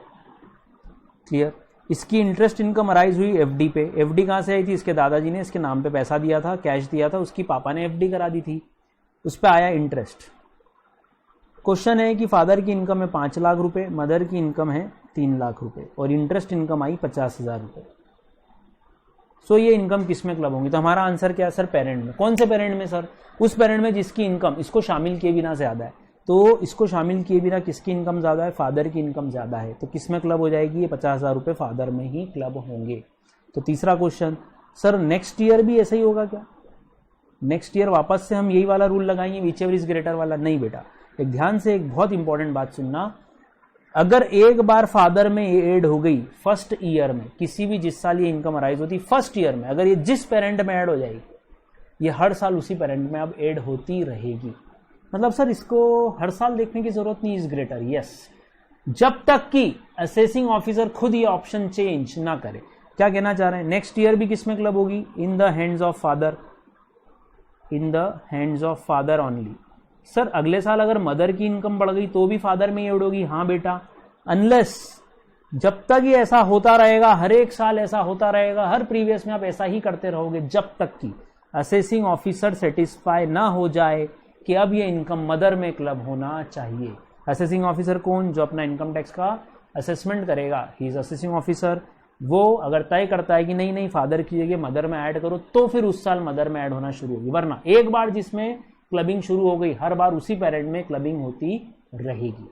तो इसका मतलब सर फर्स्ट ईयर वाला क्लबिंग बहुत इंपॉर्टेंट हो गया हमारे लिए। हाँ बेटा, फर्स्ट ईयर में किसके साथ क्लब हुआ ये देखना बहुत इंपॉर्टेंट हो गया है। चलिए बहुत बढ़िया। क्या चौथा क्वेश्चन, सर क्या कोई एग्जम्पशन है माइनर की इनकम पे? बिल्कुल है। सेक्शन 1032 में, सेक्शन का नंबर ध्यान रख लेना, सेक्शन 1032 बोलता है कि माइनर के लिए हम 1500 रुपए पर चाइल्ड की एग्जम्पशन देंगे, 1500 रुपए पर चाइल्ड की एग्जम्पशन देंगे। क्या मतलब सर, ये जो 50,000 ऐड कर रहे हो, इसमें से आप 1500 रुपए से 1500 रुपए लेस करोगे और ऐड करोगे 48,500, 50,000 में से 1500 रुपए या income which ever is less बोलो, तो हमने देखो यहाँ क्या लिखा है, विच एवर इज लेस लिखा है। इनकम अर्न बोलो 50,000 सर, और 1500 पर child which ever is less, तो ये 1500 रुपए लेस हो जाएंगे। आपको आ गया समझ में, टैक्सेबल होगा 48,500। कौन से हेड में जाएगा, फिर वही बात सर, अभी तो हमने पढ़ा था, जिस भी हेड में जाना चाहिए उसी में जाएगा और उसी के प्रोविजंस फादर के लिए अप्लाई होंगे। अच्छा, एक खास बात ध्यान रख लेना, ये पर चाइल्ड है, मतलब हर चाइल्ड के लिए 3 चाइल्ड हुए तो भी चलेगा। हाँ सर। अच्छा, विच एवर इज लेस का एक और एग्जाम्पल मैं बता रहा हूं, आप ध्यान से सुनिएगा। विच एवर इज लेस में इस केस का क्या करोगे, अगर मैं बोलता हूं कि माइनर की, हमने पहले फॉर्मूला लिखा, इनकम जो माइनर की है, इनकम अर्न बाय माइनर लिखा, और बोलो, और ₹1500 which ever is less, which ever is less is exempt. क्या हम ऐसा भी बोल सकते हैं, एक और वर्ड आपके लिए, अब आप बहुत सारा टैक्स मेरे से पढ़ चुके हो तो आपको मालूम है कि मैक्सिमम 1500 वर्ड भी यूज कर सकता हूं मैं, जिसका मीनिंग वही है जो ऊपर फार्मूले में लिखा है। Yes sir. Case 1, income earn 50,000, तो 50,000 और 1500, एग्जम्पशन बोलो कितनी आएगी सर, 1500 ही आएगी। चलिए दूसरा केस, सर अगर इनकम ही माइनर चाइल्ड की 1200 है तो 1200 और 1500 कितनी एग्जाम सर, 1200 पूरी, मतलब टैक्सेबल बोलो, यहाँ टैक्सेबल आई थी 48,500, यहाँ टैक्सेबल आएगी 0। कैसे 48,500 कैसे आ रहा था, 50,000 माइनस 1500, तो बच गया 48,500। अब यहाँ तो इनकम ही 1200 थी, 1200 माइनस 1200 इज इक्वल टू 0। इसके बाद अब हमको क्या देखना है, 1500 रुपए की एग्जम्पशन पर चाइल्ड के बाद अगला क्वेश्चन है, क्या कोई एक्सेप्शन है। एक्सेप्शन का मतलब होता है कि क्या कोई ऐसा केस है जिसमें माइनर अगर कमाता है या माइनर की इनकम आती है तो भी हम क्लबिंग प्रोविजन अट्रैक्ट नहीं करेंगे। क्या मतलब सर, क्लबिंग प्रोविजन अट्रैक्ट नहीं होते हैं अगर इसका मतलब है कि वो इनकम पेरेंट में क्लब नहीं होगी, मतलब माइनर की ही इनकम मान ली जाएगी। ऐसा कैसे होगा, लाओ देखते हैं। सबसे पहला केस आपने पढ़ा है, जीटीआई होती है, जीटीआई में से हम चैप्टर 6A की डिडक्शन देते हैं, ये बात तो आपने पढ़ी है। चैप्टर 6A की डिडक्शन के लिए एक सेक्शन आप पढ़ ही रहे हो, 80C से लेकर 80U तक के सेक्शंस हैं आपको, उसमें अपन आखिरी सेक्शन की बात कर रहे हैं, 80C से 80U में 80U की बात कर रहे हैं। वो बोल रहे हैं अगर कोई माइनर चाइल्ड डिसेबल्ड है, ऐसा भी बोल सकते हैं वो 80U चाइल्ड है, क्या बोल रहे हैं अपन, 80U चाइल्ड है, तो उसकी कोई भी इनकम, एनी इनकम लिख रहा हूं बेटा मैं, कोई भी इनकम क्लबिंग में नहीं जाएगी पेरेंट्स के साथ। सर ये 80U क्या है, 80U इज अ सेक्शन जिसमें डिसेबल्ड पर्सन के लिए कुछ डिडक्शन दी गई है। माइनर अगर डिसेबल्ड है और वो 80U के तहत कवर्ड है, मतलब उसकी इनकम क्लब नहीं होगी, वो हैंडीकैप्ड है, वो डिसेबल्ड बच्चा है इसलिए। तो ये पहला पॉइंट हुआ। दूसरा, अगर माइनर मान लो गया DID में सपोज, या माइनर ने कोई टिकटॉक जैसा सॉफ्टवेयर बना दिया है ना, उसने देखा कि इंडिया में मैं एक ऐसा सॉफ्टवेयर बनाना चाहता हूँ, एक ऐसा ऐप बनाना चाहता हूँ जो जॉबलेस लोगों के लिए हो, जिनके पास कोई काम धंधा ना हो, वो इस ऐप को यूज़ करें। माइनर समझदार था, उसको मालूम था इंडिया में टिकटॉक जैसा कोई ऐप बहुत चलेगा क्योंकि अधिकतर लोग जॉबलेस हैं और फ्री हैं। ये सोच के उसने देखा कि फुर्सत वाड़ा बहुत है इंडिया में, भयंकर फुर्सत है अपने को, तो उसने एक ऐसा ऐप बनाया, उससे उस पर इनकम होने लग गई। अब बताओ DID, टिकटॉक, KBC, अगर इसमें कोई माइनर अगर कुछ जीत जाता है, इंडियाज़ गॉट टैलेंट, इन चीज़ों में अगर कोई कुछ जीतता है, या सपोज वो सिंगर है, वो बहुत अच्छा गाता है, उसको प्राइजेस मिलते हैं, तो ये उसने कैसे कमाया? ये अर्निंग उसने अपने टैलेंट, अपने नॉलेज, अपनी स्किल, अपने लेबर से कमाई। तो क्लबिंग प्रोविजन अट्रैक्ट नहीं होंगे। तो दो एक्सेप्शन बेटा, पहला 80 चाइल्ड की कोई भी इनकम क्लब नहीं होगी, और दूसरा जब भी माइनर अपनी इनकम जो है वो स्किल, नॉलेज, लेबर से कमाएगा, आपको क्लबिंग प्रोविजन अट्रैक्ट नहीं करने हैं। ये 2 पॉइंट आप नोट कर लें, 2 पॉइंट नोट करें ये वाले।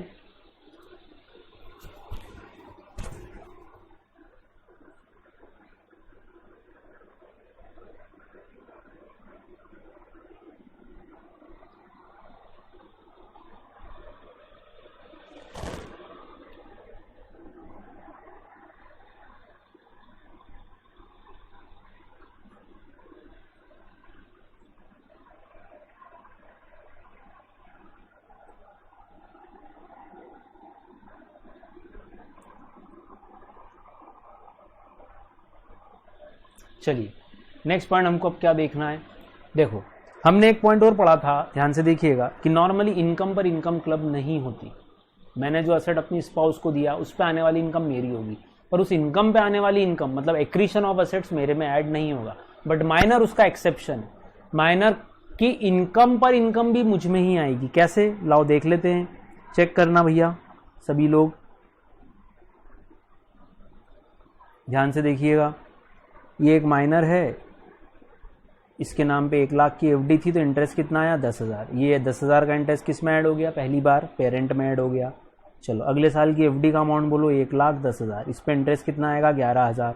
अगर ये कोई स्पाउस या मेजर का केस होता तो हम क्या करते हैं, 1,000 रुपये उस व्यक्ति में ले जाते हैं और 10,000 रुपये पेरेंट में मतलब एक्स में ले जाते हैं। ऐसा करते थे ना यहाँ पे, अगर एक्स और मिसेज एक्स होते तो। हाँ सर अभी तो एग्जाम्पल देखा था 6414 का। अब यहाँ पेरेंट है और चाइल्ड है। चलो अगर आप ऐसा करना भी चाहते हो तो देखो क्या होगा, 10 और 1 ऐसे 2 टुकड़े कर भी दिए आपने, तो ये 1,000 रुपये वापस किस में जाएंगे, पेरेंट में। तो सिंपल बात, इतना सब झंझट क्यों करें, अपन तो सीधे क्या बोलें कि इनकम पर इनकम क्लब होगी। माइनर के लिए नया पॉइंट लिखो, इनकम पर इनकम क्लब होगी। Any accretion of income on asset transferred will be clubbed in the hands of transferor, sorry will be in the hands of parents, transferor ने। तो major के केस में हम 1,000 रुपये मिसेज एक्स में लिखते थे, पर माइनर के केस में अगर लिख भी दोगे तो भी माइनर की इनकम किस में जाएगी, पेरेंट में ही जाएगी। तो बात बराबर हो गई। इसीलिए देखो ये पॉइंट लिख लो, नोट करो ये वाला लास्ट वाला point, income on accretion of asset transferred will be clubbed, will not नहीं, will be clubbed in the hands of parent. तो इनकम पर इनकम माइनर के केस में क्लब होगी, बाकी सबके केस में ये क्लब नहीं होती है। ये एक बहुत बड़ा डिफरेंस है माइनर और मेजर के बीच का। तो चलिए क्या क्या पढ़ा, सबसे पहला माइनर की, रिपीट करो मेरे साथ, माइनर की इनकम किस में क्लब होगी, सर पेरेंट में। कौन से पेरेंट में, सर फादर या मदर में से जिसकी इनकम ग्रेटर होगी। कैसे देखेंगे, सर सारी इनकम जोड़ लेंगे सिवाय माइनर की इनकम की, और फिर देखेंगे किसकी इनकम ग्रेटर है। एक बार जिसमें क्लबिंग होगी हर साल उसी में होती रहेगी जब तक कि असेसिंग ऑफिसर अपने ऑप्शन पर चेंज ना करे। फिर नेक्स्ट क्या कोई एग्जाम्पशन है, हाँ 1,500 रुपये पर चाइल्ड मैक्सिमम, 3 बच्चे भी हो सकते हैं, 4 भी हो सकते हैं, चलेगा। माइनर का कोई एक्सेप्शन, जब माइनर की इनकम क्लब नहीं होगी, हाँ 2, पहला 80 चाइल्ड है तो क्लबिंग नहीं होगी, और दूसरा जब उसने अपने खुद के मैनुअल वर्क, स्किल, नॉलेज पे अगर कोई इनकम अर्न की है तो वो क्लब नहीं होगी। आखिरी एक्रीशन ऑफ असेट ट्रांसफर्ड पे इनकम आ रही है तो भी क्लबिंग तो होगी। चलिए बेटा ये 3 बातें हमने पढ़ ली। अगला क्वेश्चन, मान लो पेरेंट की रिलेशनशिप ही ना हो, तो फादर और मदर के बीच में डिवोर्स हो गया, अब बच्चे की इनकम किस में जाएगी। अभी तक तो हम बोल रहे थे उस पेरेंट में जिसकी इनकम ग्रेटर हो, अब किस में जाएगी। तो देखो उस पेरेंट में जाएगी जो उस बच्चे को क्या करता है, जो उस बच्चे को क्या करे, मेंटेन करे। जो सिंपल भाषा में बच्चा जिसके साथ रहता है उसमें ये इनकम क्लब होगी। अच्छा अगर पेरेंट्स की डेथ ही हो गई हो तो दोनों की, हाँ फादर मदर दोनों डेड है, तो फिर कोई क्लबिंग नहीं होगी। क्या गार्जियन में ऐड करोगे, नहीं सर गार्जियन वार्जियन में कोई ऐड नहीं होगा, ध्यान रखना। लीगल गार्जियन में ऐड नहीं होगा। पेरेंट का सेक्शन था, ये प्योरली 64(1) है कि पेरेंट में क्लब होती है, किसी और में क्लब नहीं होगी। और आखिरी क्वेश्चन है बेटा मेरा, ध्यान से देखिएगा कि क्या माइनर डॉटर के केस में क्या करेंगे। देखो मैं क्वेश्चन बना रहा हूं, ध्यान से देखना। ये एक माइनर डॉटर है और इसकी शादी हो चुकी है, तो मैं लिख रहा हूं इसकी minor married daughter. Minor married daughter कौन? Pinky. Pinky is minor married daughter. किसकी बेटी है ये? चलो ये अपने राज की बेटी है और सिमरन इसकी मदर है। राज और सिमरन की बेटी है पिंकी। पिंकी की शादी हो गई है पर वो माइनर है। मेन वर्ड क्या है? माइनर है। ठीक। अब पिंकी को कोई इनकम अराइज हुई, जैसे इंटरेस्ट इनकम अराइज हुई 10,000 रुपीज। तो अपना क्वेश्चन है कि क्या clubbing provision section 64(1)(a apply होगा या सेक्शन 64(1)(a अप्लाई होगा। पहला व्यू बोलो क्या लगता है कि ये मैरिड डॉटर है, तो क्या इसकी इनकम पेरेंट में से किसी में, राज या सिमरन, जिसकी भी ज़्यादा उसमें जानी चाहिए, 64(1)(a लगना चाहिए कि नहीं इसकी इनकम तो इसी के हस्बैंड या इसी के फादर इन लॉ में ऐड करें। अब क्या करें? सिर्फ माइनर की शादी कैसे हो सकती है? अरे यार तुमको क्या तकलीफ है यार, किसी का घर बस रहा है, बसने दो ना यार। तुम्हारी नहीं हुई तो तुम चिढ़ रहे हो है ना फालतू में, होने दो। तुमको क्या करना? अपन कौन सा एक्ट पढ़ रहे हैं? इनकम टैक्स एक्ट कि इंडियन मैरिज एक्ट पढ़ रहे हो तुम? सर इनकम टैक्स एक्ट पढ़ रहे हैं। इनकम टैक्स वाले को लीगल इलीगल से मतलब है क्या? किसी भी चीज़ में कोई सेंस नहीं है उसके लिए। हो गई होगी माइनर की शादी यार, ये दूसरा एक्ट का मुद्दा है कि माइनर की शादी कैसे हो गई। अभी तो इनकम की बात करो आप। तो पहला मुद्दा माइनर मैरिड डॉटर, शादी हो गई, हो जाने दो, अपने क्या करना। अब अपन अपना क्रश थी ये तो बात अलग है, नहीं तो फिर कोई दिक्कत नहीं होनी चाहिए अपने को। तो 10,000 रुपये की इनकम, माइनर की इनकम क्या उसके इन लॉज में, हस्बैंड में या फादर इन लॉ में ऐड की जाए कि पेरेंट में से किसी में ऐड करें। तो ध्यान से देखते हैं। अपना टाइटल था income of a minor child. Income of a minor child ये टाइटल था कि इनकम ऑफ अ माइनर सन या income of a minor daughter. तो मेरा आपसे क्वेश्चन है खासकर गर्ल से कि क्या मैरिज के बाद आप अपने पेरेंट्स के चाइल्ड नहीं हो? सर हैं। तो अपना टाइटल तो income of a minor child है। उसमें कहाँ लिखा है सन की डॉटर, उसमें कहाँ लिखा है मैरिड की अनमैरिड, माइनर चाइल्ड बोला है उन्होंने। तो इसका मतलब अभी भी सेक्शन 64(1)(a अप्लाई होगा और ये 10,000 रुपये राज या सिमरन में से जिसकी भी इनकम ज़्यादा होगी, मतलब फादर या मदर में से जिसकी भी इनकम ज़्यादा होगी उसमें ये क्लब होंगे। सपोज राज की इनकम ज़्यादा है, इसकी 5 लाख है, इनकी 3 लाख है, तो हम इसमें ऐड करेंगे, प्लस हम 1,500 रुपये की एग्जाम्शन भी देंगे। सेक्शन दोनों याद रखना, एक का है 1032 और चार्जिंग सेक्शन, इसका टैक्सेबिलिटी का सेक्शन है 64(1)(a। ये दोनों सेक्शन आपको एग्जाम में कोट करने हैं। अगर आपने इसका वर्किंग नोट नहीं दिया तो प्रॉब्लम हो जाएगी। अगर आप थ्योरी पेपर दे रहे हो, आप ऑब्जेक्टिव दे रहे हो तो मुद्दा खत्म हो गया। ये एक इंपॉर्टेंट क्वेश्चन मैंने और करा दिया कि माइनर मैरिड डॉटर के केस में हम क्या करेंगे। अब एक खास बात ध्यान रखना, माइनर मैरिड डॉटर के केस में सबसे इंपॉर्टेंट बात बता रहा हूं, माइनर मैरिड डॉटर की हर इनकम पेरेंट में ऐड होती है सिवाय, एक्सेप्शन लिख रहा हूं, except house property income. Except house property income क्या मतलब सर? अभी याद करो अपन ने ये डिम्ड ऑनर का सेक्शन पढ़ा था, ये देख लो। देखो यहाँ डिम्ड ऑनर में बोला गया कि अगर कोई ट्रांसफरर अपने स्पाउस को या माइनर चाइल्ड को घर ट्रांसफर करने की कोशिश करेगा तो सेक्शन 27 में ट्रांसफरर को ही डिम्ड ऑनर माना जाएगा। फिर यहाँ क्या लिखा है, ध्यान से पढ़ो, ये क्या लिखा है, एक्सेप्ट माइनर मैरिड डॉटर। मतलब माइनर मैरिड डॉटर के लिए सेक्शन 27 अप्लाई नहीं होता। माइनर मैरिड डॉटर के लिए सेक्शन 27 अप्लाई नहीं होता। तो हाउस प्रॉपर्टी के केस में डिम्ड ऑनर का कंसेप्ट अप्लाई नहीं किया जाएगा। क्लियर? तो ये ध्यान रखना, एक्सेप्ट माइनर मैरिड डॉटर मना कर दिया कि अगर मैंने अपनी माइनर मैरिड डॉटर को कोई घर ट्रांसफर करा तो वो इनकम मेरे में ऐड नहीं होती है हाउस प्रॉपर्टी के केस में। क्लियर?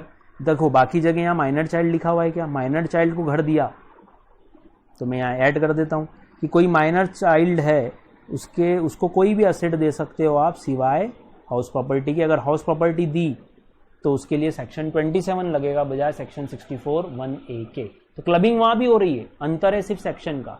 सेक्शन 27 लग रहा है, क्लबिंग वहां भी हो रही है, ट्रांसफरर को ही डिम्ड ऑनर माना जा रहा है, यहां भी आप पेरेंट में ऐड कर रहे हो, पर सेक्शन दोनों का डिफरेंस क्रिएट करेगा।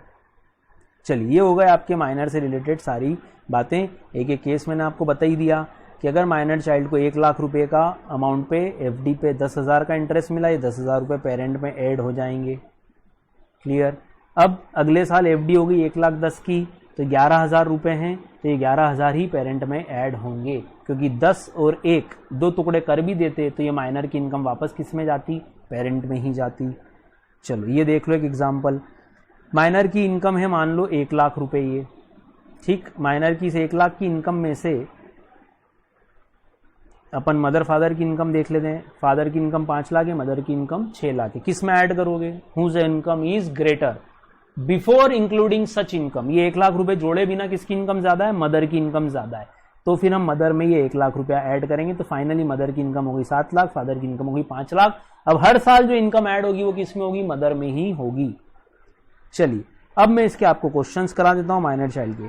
देखिए हम एक इलस्ट्रेशन कर रहे हैं, ये इलस्ट्रेशन पढ़ते हैं, पढ़ना शुरू करें मेरे साथ। इसका पेज नंबर है आपके लिए 5.13, वरना आप इसी क्वेश्चन को पढ़ना शुरू करें। Mr A has 3 minor child, 2 twin daughters and 1 son. 3 बच्चे हैं उसकी। ट्विन डॉटर्स की इनकम है पर एनम, और ध्यान रखना ये वर्ड पूरा क्वेश्चन पलट देगा आपका, अगर आपने ध्यान नहीं दिया तो आप अगले अटेम्प्ट के लिए तैयारी करेंगे।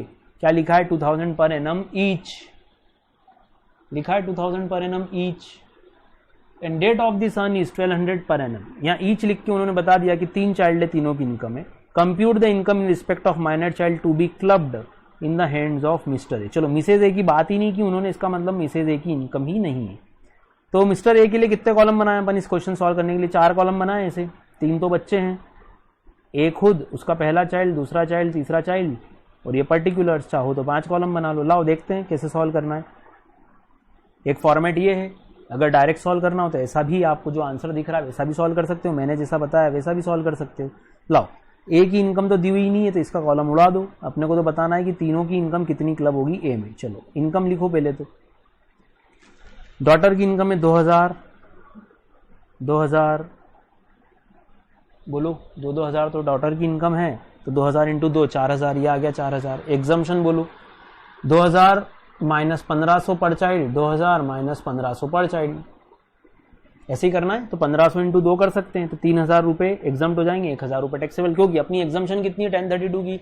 1032 की एग्जम्पशन है अपनी, वो है 1500 पर चाइल्ड मैक्सिमम। इनकम है 2000, तो फॉर्मूला लगाओ, इनकम अर्न 2000 और 1500, which ever is less, less 1500, 1500 की एग्जम्पशन दे दी आपने।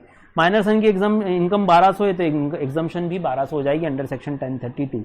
यहाँ कुछ भी टैक्सेबल नहीं होगा। तो टोटल इनकम जो क्लब होगी पेरेंट में कितनी होगी, 1000 रुपये। क्लियर है। कौन से हेड में जाएगी, पेरेंट में, जिस हेड में इसको एक्चुअली जाना चाहिए, जैसे ये जाती है। चलो एक और क्वेश्चन करते हैं। Compute the gross total income of mister and Mrs A. दोनों का पूछा है बेटा क्वेश्चन, ध्यान से पढ़ना। Mister and Mrs A from the following information. इस इंफॉर्मेशन के साथ आप दोनों के लिए मेरे को इनकम कैलकुलेट करके बताएं, ऐसा इन्होंने बोला है। चलिए ओके, एक सेकंड, इसका मैं आंसर आपको करा देता हूं। देखिए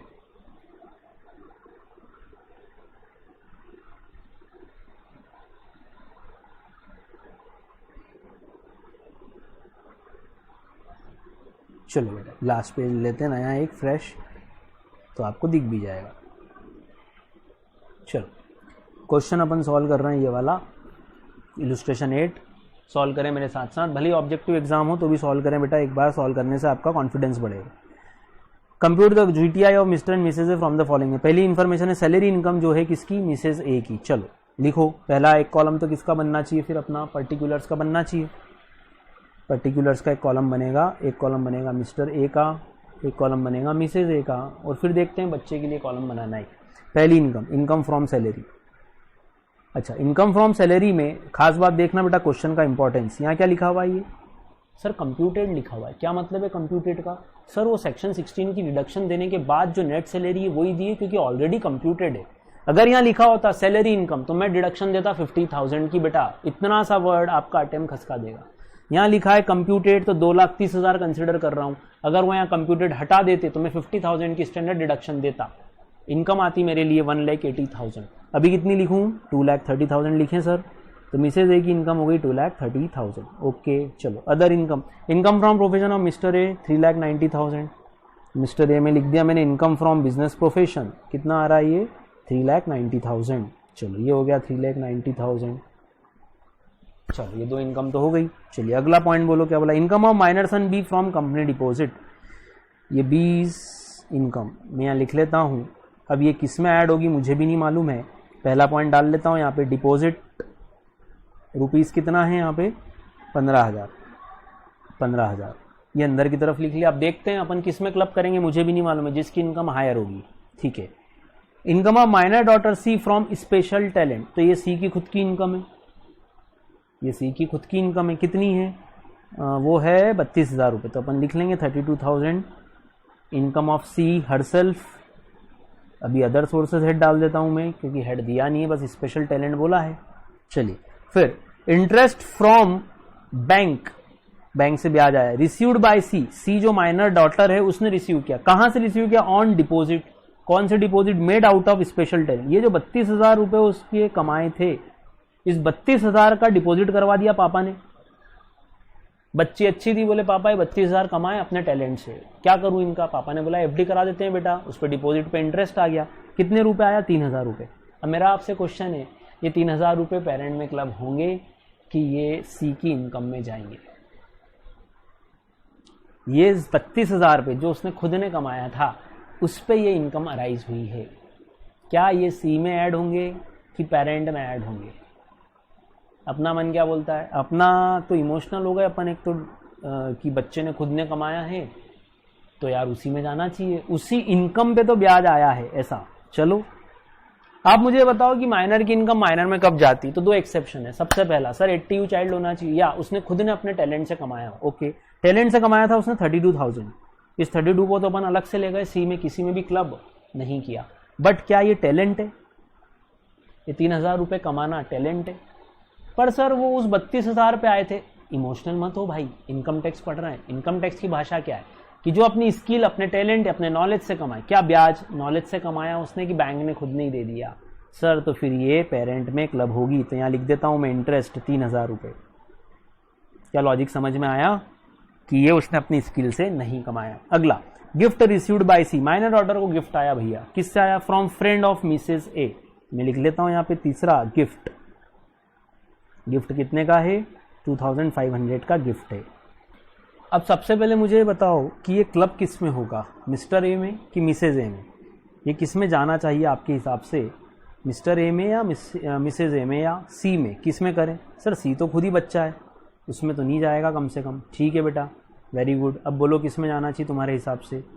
चलो अपना रूल है सर, अपने को यहाँ सबसे पहले लिखना चाहिए सेक्शन 64(1)(a। क्यों लिखना चाहिए बताओ?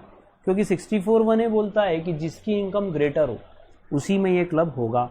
तो मेरे हिसाब से क्या पहला वर्किंग नोट आपका जो जाएगा वो जाएगा सेक्शन 64(1)(a। बोलो मेरे साथ साथ बोलो, income of a minor child will be clubbed in the hands of that parent whose income bracket में excluding minor's income is greater. In the given case income of Mrs A is 2,30,000, mister A is 3,90,000. So income of Mr. A is greater. So minor's income will be a minor child's income of B and minor child B and C's income will be added in the hands of Mr. A. ऐसा कुछ लिख सकते हैं। बहुत बढ़िया। अब खास बात बेटा, जब 64(1)(a याद आ जाए ना पहली बार में, तो दूसरी बार में सबसे इंपॉर्टेंट एक लाइन याद रखना कि आपको एग्जाम्पशन का ये सेक्शन जरूर कोड करना है कि 1032 लगाना पड़ेगा ना माइनर चाइल्ड के लिए। इसमें से लगाओ less exemption under section 1032। Formula बोलो सर, इनकम earned और ₹1,500 विच एवर इज लेस। 1,500 पर चाइल्ड है ना बेटा, ये पर चाइल्ड वर्ड मत भूल जाना, तो सब गड़बड़ हो जाएगी। अगर ये तीनों ऐड करके 1,500 घटा दिए सब गड़बड़ हो जाएगा। विच एवर इज लेस ये वर्किंग नोट जाएगा, बस इतने लिखना, समझाना मत इसको।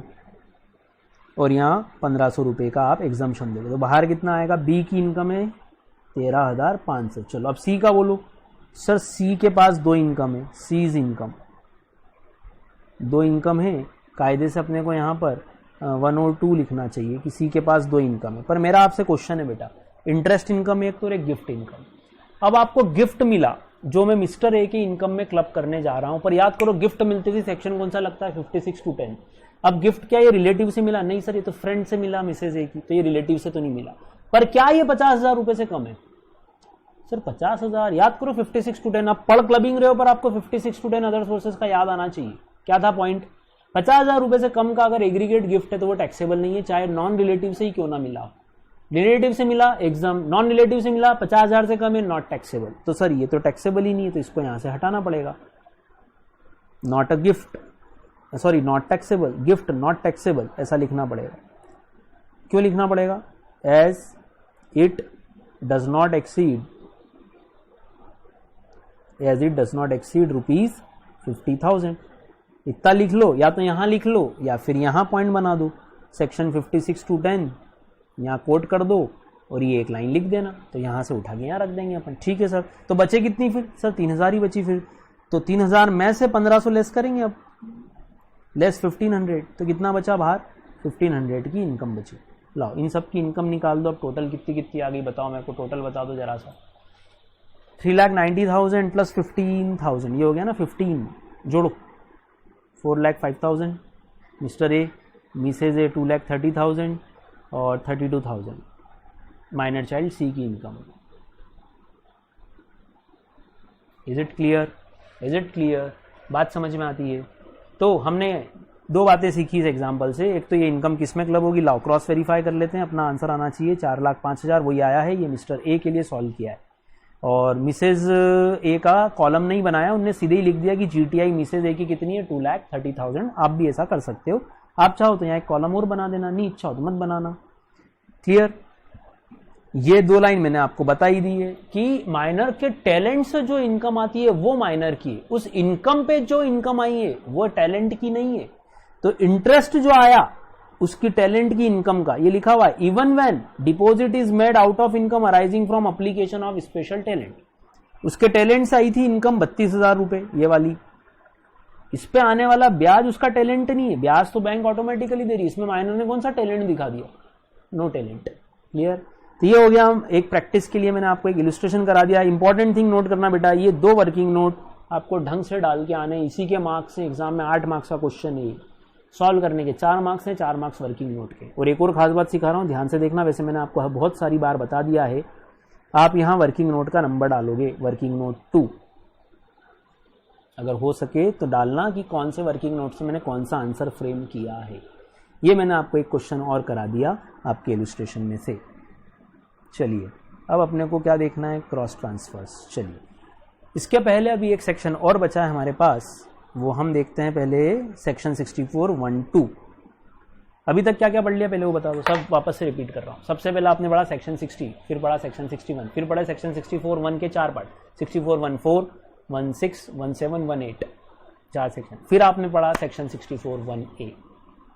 अब हम शुरू करने आ रहे हैं हमारा एक और नया सेक्शन, छोटा सा है, section 64(1)(2), remuneration to spouse of an individual. Case क्या है सर? केस समझते हैं पहले। केस ये है कि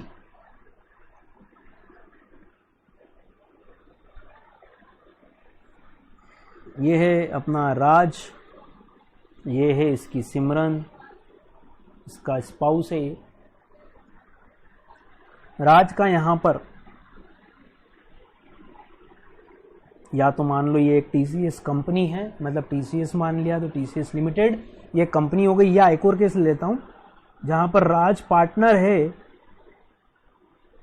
इस पार्टनरशिप फर्म का भी केस ले सकते हैं अपन।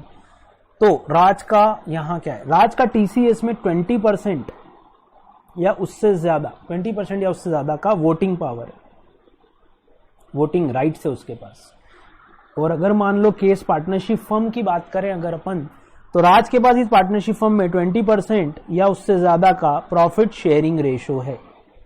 अच्छा, मतलब राज का यहां पर 20% या उससे ज्यादा वोटिंग पावर है या प्रॉफिट शेयरिंग रेशो। ठीक है सर, इन दो बातों को, वोटिंग पावर का होना और प्रॉफिट शेयरिंग का होना, इनको क्या बोला जाता है? इनको बोलते हैं कि राज का सब्सटेंशियल इंटरेस्ट है। क्या है? सब्सटेंशियल इंटरेस्ट है। सर ये वर्ड तो सुना सुना लग रहा है, ये शब्द सुना हुआ है पहले हमने। हाँ सर, ये अदर सोर्सेज में भी सुना था हमने, इसको पहले पढ़ा हुआ है हमने कि 20% या उससे ज़्यादा का अगर राइट हो तो फिर, और हमने सैलरी की डेफिनेशन में पढ़ा था एक बार स्पेसिफाइड एम्प्लॉय में। हाँ सर, चलिए बढ़िया। सब्सटेंशियल इंटरेस्ट इसका है, ये पहली कंडीशन कहाँ पे है? या तो किसी कंपनी में या फर्म में या किसी कंसर्न में, कंपनी और फर्म इन सबको एक साथ बोलूंगा तो क्या बोलूंगा मैं, कंसर्न वर्ड यूज करो। कंसर्न में सब आ गया, कंपनी, फर्म, एओपी, एलएलपी सब आ गया, ठीक है। किसी कंसर्न में उसका ये कंडीशन पूरा हो रहा है, उसी कंसर्न से उसके स्पाउस को, मतलब किसको, सिमरन को क्या दिया जा रहा है, रेम्यूनरेशन। क्या दिया जा रहा है, रेम्यूनरेशन। मतलब सिंपल भाषा में income under the head salary आनी चाहिए।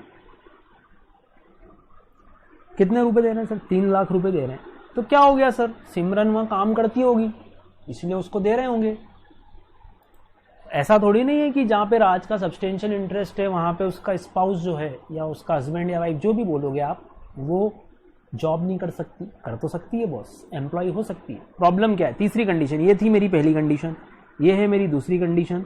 तीसरी कंडीशन ध्यान से देखना, इसको ये जो सैलरी दी जा रही है, चाहे वो कंपनी से दी जा रही हो चाहे पार्टनरशिप फर्म से, she do not possess any technical और प्रोफेशनल क्वालिफिकेशन। क्या मतलब सर इसका, अरे यार इसको एम्प्लॉय बना दिया, जैसे ही इसको पोस्ट दी अपन ने इंजीनियर, सिमरन को कौन सी कंपनी में, टीसीएस में। कहां पर, जहां पे राज का क्या है, वोटिंग पावर है 20% या उससे ज्यादा का। सपोज राज के पास 24% के वोटिंग पावर्स हैं टीसीएस के, तो राज का क्या क्रिएट हो गया, सब्सटेंशियल इंटरेस्ट। राज की स्पाउस सिमरन को वहीं से क्या मिलती है सर, सैलरी। ध्यान रखना, कुछ और नहीं, कोई और इनकम, कोई और टाइप की बात नहीं कर रहे, सिर्फ और सिर्फ रेम्यूनरेशन की बात हो रही है यहां पर। ध्यान रखना है बात, दे रहे हैं वो दिक्कत नहीं है, दिक्कत ये है कि ये सैलरी उसको बिना किसी टेक्निकल या प्रोफेशनल क्वालिफिकेशन पे मिल रही है। इसका मतलब क्या लगता है आपको, ये तीसरी कंडीशन है मेरी। गवर्नमेंट बोल रही है यार सिमरन को उस जगह से 3 लाख रुपए क्यों मिल रहे हैं फिर, जब उसके पास उस पर्टिकुलर पोस्ट की क्वालिफिकेशन ही नहीं है। इसका मतलब राज अपनी इनकम को कंपनी से बोल के अलग तरीके से दिलवा रहा है कि काम करो मेरे स्पाउस को दे दो, शायद। हाँ, तभी गवर्नमेंट ने क्या बोला, ये 3 कंडीशन अगर पूरी हो गई, और उसमें सबसे इंपॉर्टेंट कंडीशन ये तीसरी वाली है कि उसके पास कोई भी do not possess any qualification जो कि रिक्वायर्ड है, तो फिर ये 3 लाख रुपए किस में ऐड हो जाएंगे, ये 3 लाख रुपए वापस राज में ऐड हो जाएंगे। ध्यान रखना, ट्रांसफर ये इंडिविजुअल में ऐड होंगे जिसका वहां पर सब्सटेंशियल इंटरेस्ट है। क्लियर, उस इंडिविजुअल में ही वापस ऐड कर देना। तो ये 3 लाख रुपए उठ के राज में ऐड कर देना, ऐसा सेक्शन 64(1)(2) बोलता है। 3 कंडीशन, पहला रिपीट करो मेरे साथ साथ। सबसे पहली कंडीशन, इंडिविजुअल हैज, क्या लिखूं यहां पर, फिल इन द ब्लैंक्स में, sir he has substantial interest. कहां पर है substantial interest, in the concern. उसी कंसर्न से his spouse is receiving remuneration from such concern. Problem, she do not possess any technical और प्रोफेशनल क्वालिफिकेशन। क्लियर, तो हमने वो इनकम किस में जोड़ दी, हमने वो इनकम राज में जोड़ दी। अब दूसरी प्रॉब्लम समझना, दूसरी प्रॉब्लम और खतरनाक है। ये एक कंसर्न है, जैसे कि एक पार्टनरशिप फर्म है, इस पार्टनरशिप फर्म में राज और सिमरन दोनों पार्टनर्स हैं। राज के पास 30% के प्रॉफिट शेयरिंग रेशियो है, सिमरन का भी 30%, और इनका तीसरा पार्टनर है चिंटू जो बाकी 40% होल्ड करता है प्रॉफिट शेयरिंग रेशियो। ठीक, अब क्या हुआ ध्यान से देखना। अभी तक हम बोल रहे थे किसी एक इंडिविजुअल का सब्सटेंशियल इंटरेस्ट है, अब यहां तो बोलो इसका भी पहली कंडीशन दोनों के लिए पूरी हो रही है, चेक करो तो जरा सा। इफ बोथ है सब्सटेंशियल इंटरेस्ट, इसका भी सब्सटेंशियल इंटरेस्ट है और इसका भी सब्सटेंशियल इंटरेस्ट है। हाँ सर, चलो कोई बात नहीं। दूसरी कंडीशन क्या थी तुम्हारी, दूसरी बोलो सर। दोनों को ही वहां से क्या मिल रहा है, रेम्यूनरेशन। तो राज को मिल रहे थे 5 लाख और सिमरन को मिल रहे थे 3 लाख। दोनों को ही वहां से क्या रिसीव हो रहा है, दोनों को ही वहां से रेम्यूनरेशन मिल रहा था। अच्छा, एक को मिलता है एक को नहीं मिलता, तो फिर यही वाला केस हो जाता है। फिर तो एक को मिल रहा है तो दूसरी कंडीशन एक के लिए पूरी हो रही है, तो हम ये केस ड्रॉ ही नहीं करते। तीसरी कंडीशन, दोनों के पास ही कोई क्वालिफिकेशन नहीं है, दोनों के पास ही क्वालिफिकेशन नहीं। अब प्रॉब्लम क्या आ रही है, अभी तक हम बोल रहे थे कि राज का सब्सटेंशियल इंटरेस्ट है और सिमरन को रेम्यूनरेशन मिल रहा है बिना टेक्निकल क्वालिफिकेशन के, तो किस में ऐड कर दो, राज में ऐड कर दो। अब प्रॉब्लम क्या है, अरे दोनों को ही सब्सटेंशियल इंटरेस्ट है, दोनों के पास ही क्वालिफिकेशन नहीं और दोनों को ही रेम्यूनरेशन मिलता है, तो किस में ऐड करूं। तो ये दोनों इनकम जो है ये किस में ऐड होगी, राज में कि सिमरन में, किस में ऐड की जाए। तो उन्होंने आंसर क्या दिया, पढ़ो। If both spouses have substantial interest club both remuneration, मतलब ये 5 लाख और 3 लाख किसी एक में जाएंगे ना, सेक्शन ऐसा बोलेगा ना, किसी एक में ऐड करो, दोनों के पास ही क्वालिफिकेशन नहीं। अच्छा ऐसा होता तो क्या होता, सपोज सिमरन के पास क्वालिफिकेशन है तो सर सिमरन वाली इनकम तो सिमरन में ही जाएगी, इस पे सेक्शन 6412 लगेगा क्या? ध्यान रखना सेक्शन 6412 का एक्सेप्शन क्या है, अगर उस स्पाउस के पास टेक्निकल क्वालिफिकेशन है तो section 6412 does not apply, no clubbing provision is attracted, तो बात ही खत्म होगी। तो फिर राज के पास सब्सटेंशियल इंटरेस्ट है और उसके पास क्वालिफिकेशन नहीं है, तो फिर वो इसका वाला रेम्यूनरेशन किस में ऐड हो जाता, सिमरन में ऐड हो जाता। चलो पहले अपन बोथ वाला समझते, दोनों के पास ही क्वालिफिकेशन नहीं है तो किस में ऐड करें। देखो क्या बोला गया, ध्यान से देखना, club both the remuneration in the hands of that spouse, उस स्पाउस में ऐड करना जिसकी टोटल इनकम ग्रेटर हो, क्या बिना शामिल किए, इस इनकम को शामिल किए बिना, जिसकी इनकम ज्यादा। तो चलो राज की और इनकी बाकी इनकम निकालते हैं अपन, फिर इनकी ऑल अदर इनकम जोड़ना पड़ेगी अपने को। ऑल अदर इनकम सपोज राज की है 15 लाख और सिमरन की है 12 लाख, तो बताओ ग्रेटर किसकी, सर राज की। तो ये दोनों रेम्यूनरेशन किस में ऐड हो जाएंगे, राज में ही ऐड होंगे। ऐसा क्यों, सर राज का तो राज में जाना ही था क्योंकि वो ग्रेटर वाला है और 3 लाख रुपए इसी में क्लब होंगे ये, क्लियर। तो दोनों रेम्यूनरेशन उसमें जाए। अगर सपोज ऐसा होता है इसकी 15 है और इसकी यहाँ 25 होती तो ये दोनों रेम्यूनरेशन किस में ऐड होते, वाइफ में ऐड हो जाते, क्लियर, समझ में आई बात। तो ये छोटा सा प्रॉब्लम है, बहुत छोटा सा, ऐसा कुछ खास नहीं है। अच्छा अब आप इसके केसेस बनाना चाहो तो बना लो, उससे कोई फर्क नहीं पड़ता। अपने को क्या क्या चीज़ें और सीखनी है, अपने को मेन बात सीखनी है। ये एक एग्जांपल देखो, केस 1, एक्स के पास सब्सटेंशियल इंटरेस्ट है, मिसेज एक्स के रेम्यूनरेशन मिलता है पर मिसेज एक्स के पास कोई टेक्निकल क्वालिफिकेशन नहीं है, तो किस में ऐड हो गया, एक्स में क्लब कर दो, पहला केस खत्म। दूसरा केस वापस, मिस्टर एक्स मिसेज एक्स दोनों की सब्सटेंशियल इंटरेस्ट है, हमने बोला हाँ, दोनों को ही वहाँ से रेम्यूनरेशन मिलता है, एक को 2 लाख एक को 3 लाख, बोलो हाँ या ना, और दोनों के पास ही टेक्निकल क्वालिफिकेशन नहीं, तो उनकी ऑल अदर इनकम ले लो पहले, तो एक की 6 लाख एक की 8 लाख, बोलो किस में ऐड करूँ, सर जिसकी ज़्यादा होती है 3 लाख भी आ जाएंगे और ये 2 लाख भी आ जाएंगे। देखो तो टोटल इनकम हो गई इसकी 13 लाख इसकी 6 लाख, डन, समझ में आ जाना चाहिए बेटा, 2 बार समझा दिया है, क्लियर। चलो अब ऐसे देख लो, और केस बनाना हो तो और एक केस बना लेते हैं, ध्यान से देखो। मान लो दोनों की सब्सटेंशियल इंटरेस्ट है, एक्स का भी और मिसेज एक्स का भी, दोनों का सब्सटेंशियल इंटरेस्ट है, हमने बोला हाँ, दोनों को रेम्यूनरेशन मिल रहा है, हमने बोला हाँ, पर हम बोल रहे हैं एक्स के पास टेक्निकल क्वालिफिकेशन है और मिसेज एक्स के पास टेक्निकल क्वालिफिकेशन नहीं है, तो सर टेक्निकल क्वालिफिकेशन वाले का तो खुद में ही जाएगा, इस पे तो 6412 अप्लाई होता ही नहीं, तो इसका तो मुद्दा ही खत्म हो गया, हटा दो इसको। मुद्दा बचा कि मिसेज एक्स के पास क्वालिफिकेशन नहीं थी तो किस में ऐड कर दो, एक्स में, मतलब फिर वो 1 स्पाउस वाली बात हो गई, क्लियर, समझ में आया। बस इतनी सी 4 लाइन आपको याद रखनी है। 6412 सेक्शन कोड करना है, ध्यान रखना, थोड़ा सा समझाना पड़ेगा। मैं एक क्वेश्चन आपको इसका करा देता हूँ तो आपको समझ पड़ेगा कि इसको लिखना कैसे। ये अपना आ गया सब्सटेंशियल इंटरेस्ट वाला पार्ट, जो मैंने बता दिया, कंपनी होगी तो 20% वोटिंग पावर होगा, एनी अदर केस में 20% प्रॉफिट शेयरिंग होगा। खास बात बेटा, ये जो सब्सटेंशियल इंटरेस्ट देख रहे हो कैसे देखोगे, ध्यान से देखना। मैं एक क्वेश्चन बना देता हूँ आपके लिए इसमें, how to check substantial interest, ध्यान से देखिएगा, मैंने आपके लिए क्वेश्चन बना रखा है एक, ध्यान से देखना। पहला केस सुना रहा हूं, ध्यान से सुनना। मिस्टर एक्स के पास 18% वोटिंग राइट्स है टीसीएस के, और स्पाउस को रेम्यूनरेशन मिल रहा है बिना किसी टेक्निकल क्वालिफिकेशन के, बताओ क्या ये क्लब होगा। सर 3 कंडीशन चेक करनी है अपने को, तो ज्यादा दिमाग नहीं लगाने का। सर पहली कंडीशन ही पूरी नहीं हो रही, आगे वाली मत देखो। पहली कंडीशन क्या है, उसका सब्सटेंशियल इंटरेस्ट होना चाहिए। जब सब्सटेंशियल इंटरेस्ट ही नहीं है तो 6412 अप्लाई, 6412 अप्लाई नहीं होगा, नहीं होगा तो कोई क्लबिंग प्रोविजन अट्रैक्ट नहीं होगा। तो पहला क्वेश्चन था क्या कोई सब्सटेंशियल इंटरेस्ट है, sir no substantial interest is there. If no substantial interest is there it means ये स्पाउस की ही इनकम मानी जाएगी, ये मिसेज एक्स की ही इनकम मानी जाएगी, एक्स में क्लब, नो क्लबिंग। पहली कंडीशन टूट गई, 6412 डज नॉट अप्लाई, पहला केस खत्म। दूसरा देखो, एक्स के पास 22% होल्डिंग है, वोटिंग पावर से, सॉरी टीसीएस में, अब क्या होगा, हाँ सर सब्सटेंशियल इंटरेस्ट है। सर अगर सब्सटेंशियल इंटरेस्ट है तो सर फिर है ना अपने को क्लबिंग करना पड़ेगी, तो यस मिसेज एक्स का रेम्यूनरेशन क्लब होगा इन एक्स, ये भी हो गया सर। चलो तीसरा क्वेश्चन सर, ध्यान से देखना बेटा, ध्यान से देखना, ध्यान से देखो क्वेश्चन को। क्वेश्चन बोलता है एक्स के पास 15% का वोटिंग पावर है टीसीएस में और मिसेज एक्स के पास 3% का वोटिंग पावर है। एक्स के ब्रदर के पास 1% का वोटिंग पावर है, मिसेज एक्स के ब्रदर के पास 3% का वोटिंग पावर है। अब ध्यान से देखना, बहुत इंपॉर्टेंट बात समझने जा रहे हैं अपन। यहां एक वर्ड ऐड करना पड़ेगा आपको जो आपने यहां लिखा था, इंडिविजुअल है substantial interest in a concern, लिखा था ना, यहाँ लिखो along with his relatives।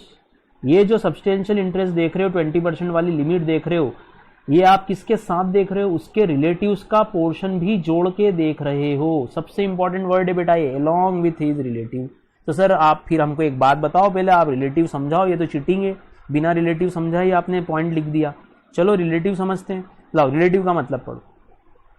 Relative means कौन कौन आ गया, पहला इंडिविजुअल के लिए रिलेटिव होता है ना, हस्बैंड अगर लेडी है तो, वाइफ अगर हस्बैंड है मतलब जेंट्स है तो, brother sister any linear ascendant या डिसेंडेंट, इन सब का परसेंटेज जोड़ के आपको देखना कि 20% वाला टारगेट अचीव हुआ या नहीं हुआ। तो देखो अपनी लाइन वापस से रिपीट करो, सेक्शन 64(1)(2) क्या बोलता है। सेक्शन 64(1)(2) में 3 कंडीशन है। पहला, an individual has substantial interest along with relative. Relative की डेफिनेशन, सर अगर मैं मेरी बात करूं तो मेरी वाइफ रिलेटिव है, मेरा ब्रदर मेरा सिस्टर मेरा लीनियर असेंडेंट या लीनियर डिसेंडेंट। ठीक, अगर लेडी है कोई तो लेडी के लिए हस्बैंड। मिसेज एक्स का क्वेश्चन आ जाए तो ध्यान रखना, मिसेज एक्स के लिए स्पाउस कौन है, मिस्टर एक्स।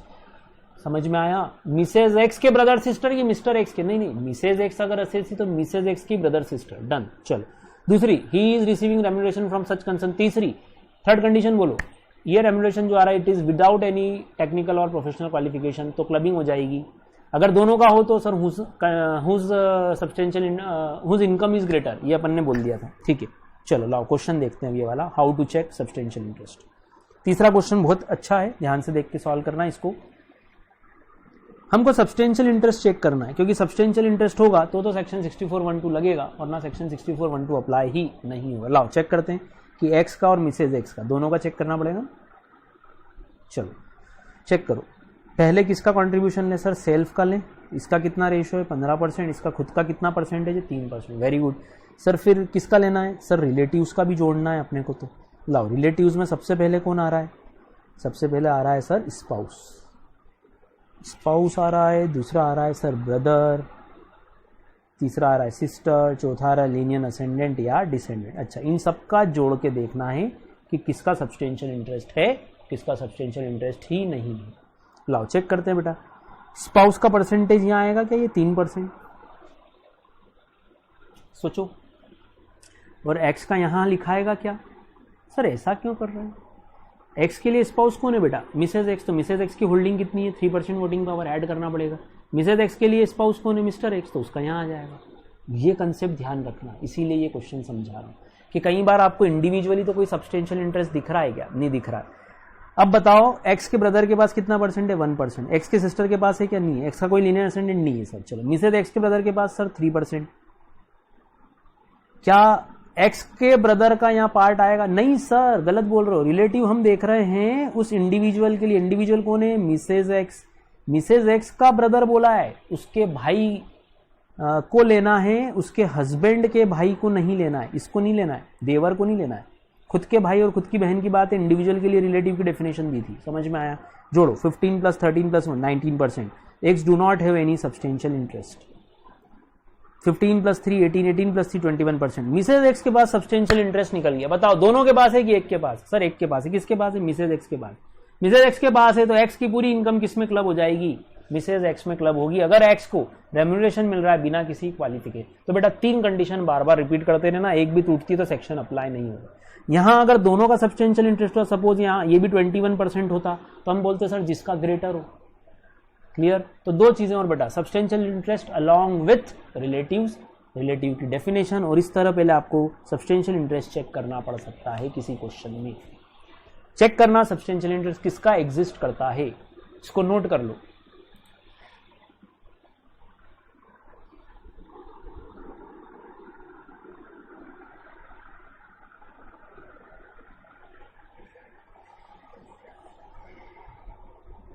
ये वाला केस हमने सिर्फ फर्स्ट कंडीशन को चेक करने के लिए समझा कि हमारी फर्स्ट कंडीशन है कि पहले चेक तो करो उसका सब्सटेंशियल इंटरेस्ट है भी या नहीं हो, तो फिर आगे बात करें। हो ही नहीं तो फिर section 64(1)(2) does not apply.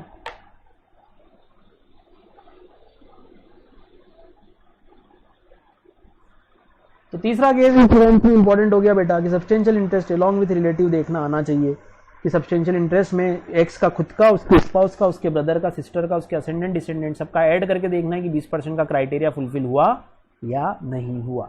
I hope आपने इसको समझा होगा बहुत अच्छे से, बहुत इजी सेक्शन है।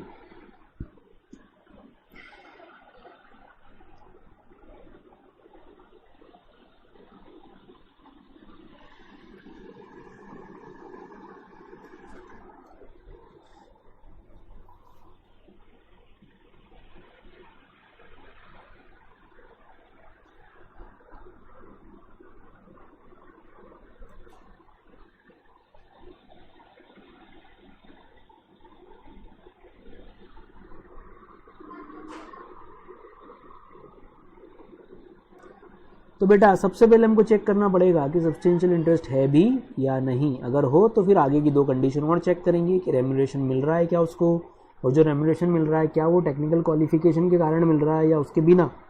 अगर टेक्निकल क्वालिफिकेशन के कारण मिल रहा है तो वो क्लब नहीं होगा, वो तो फिर स्पाउस की ही इनकम मानी जाएगी। एक ये डायग्राम नोट करें सब्सटेंशियल इंटरेस्ट का। सब्सटेंशियल इंटरेस्ट किस किस का माना जाएगा।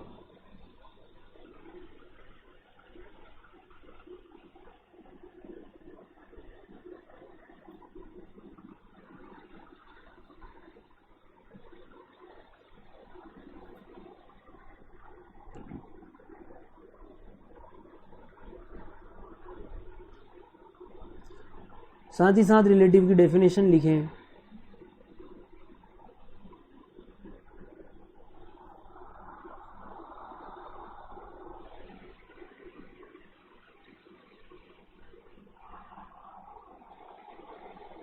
कि इंडिविजुअल के केस में, या इंडिविजुअल का ही केस है ना बेटा, इंडिविजुअल के केस में ही तो देख रहे हैं कि कौन कौन रिलेटिव होगा। रिश्तेदारी अपनी तो होती है सिर्फ।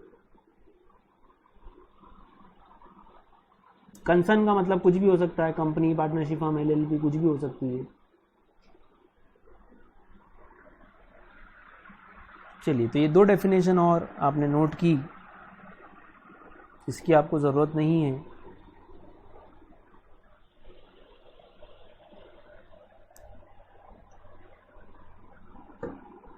और इस डायग्राम के लिए हमने ये चेक करना सीखा था इस क्वेश्चन में।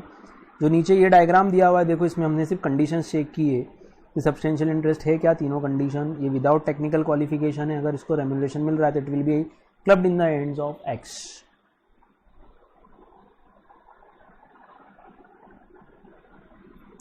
अब इस क्वेश्चन को एग्जाम में अगर सॉल्व करने की बात करें, अगर एमसीक्यू आता है तो कोई दिक्कत नहीं है, पर अगर इसको हम प्रैक्टिकल सॉल्व करने की बात करते हैं तो हम एक क्वेश्चन कर लेते हैं।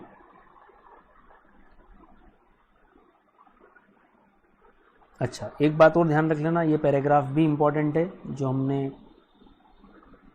ये आपके इसमें टिक कर लेना। ध्यान रखना इसमें भी वही केस है जो माइनर के लिए पढ़ा था।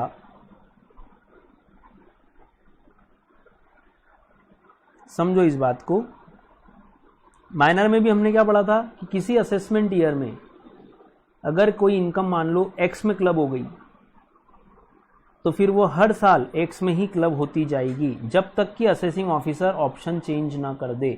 इसके लिए लैंग्वेज पढ़ लें छोटी सी, where any such income is once included in the total income of either spouse, जिसमें भी ऐड हुई, चाहे एक्स में ऐड हुई हो चाहे मिसेज एक्स में ऐड हुई हो, एक बार जिसमें ऐड हो गई तो सक्सीडिंग ईयर में किसी दूसरे में इंक्लूड नहीं होगी, अदर स्पाउस में इंक्लूड नहीं होगी। इसका मतलब वापस वही निकला कि सेम स्पाउस में ही इंक्लूड होगी, अनलेस, जब तक कि असेसिंग ऑफिसर खुद आफ्टर हियरिंग दूसरे स्पाउस में ऐड करने की परमिशन ना दे दे। तो ये ऐसा हो गया कि एक बार जो कमिटमेंट कर दी तो फिर मैं किसी की नहीं सुनता वाली बात है कि एक बार अगर किसी एक स्पाउस में ऐड हो गया तो हर साल फिर उसी में ही ऐड होगा। चलो अपन अब क्वेश्चन कर लेते हैं। लाओ इलस्ट्रेशन 2 पढ़ें सभी। Mister A holds shares 25% voting power in X limited. चलो पहली बात, पहली कंडीशन पूरी हो गई क्या हमारी? हाँ सर, मिस्टर एक्स है वो सब्सटेंशियल इंटरेस्ट। चलो, Mrs A is working as a computer software programmer in X limited. अच्छा, सेकंड कंडीशन पूरी हो गई, सैलरी भी है उसकी 30,000 पर मंथ, ये सेकंड कंडीशन पूरी हो गई, रेम्यूनरेशन मिल रहा है। चलो थर्ड चेक करते हैं। हाउएवर नॉट क्वालिफाइड, ओ हो, थर्ड भी पूरी हो गई, थर्ड कंडीशन भी पूरी हो गई। चलो, सब्सटेंशियल इंटरेस्ट किसका पहले तो बताओ, दोनों का है कि एक का है? सर सिर्फ ए का है, मिसेज ए का नहीं है। तो इसका मतलब मेरी तीनों कंडीशन सेटिस्फाई हो गई। तो मिसेज ए की ये जो सैलरी इनकम है ये किस में क्लब हो जाएगी? मिस्टर ए में क्लब हो जाएगी। लाओ इनकम बोलो, मिस्टर ए की कितनी है? 7 लाख और मिसेज ए की 4 लाख। तो मिस्टर ए के टोटल इनकम हो जाएगी 10,10,000। कैसे? 7 लाख तो है ही।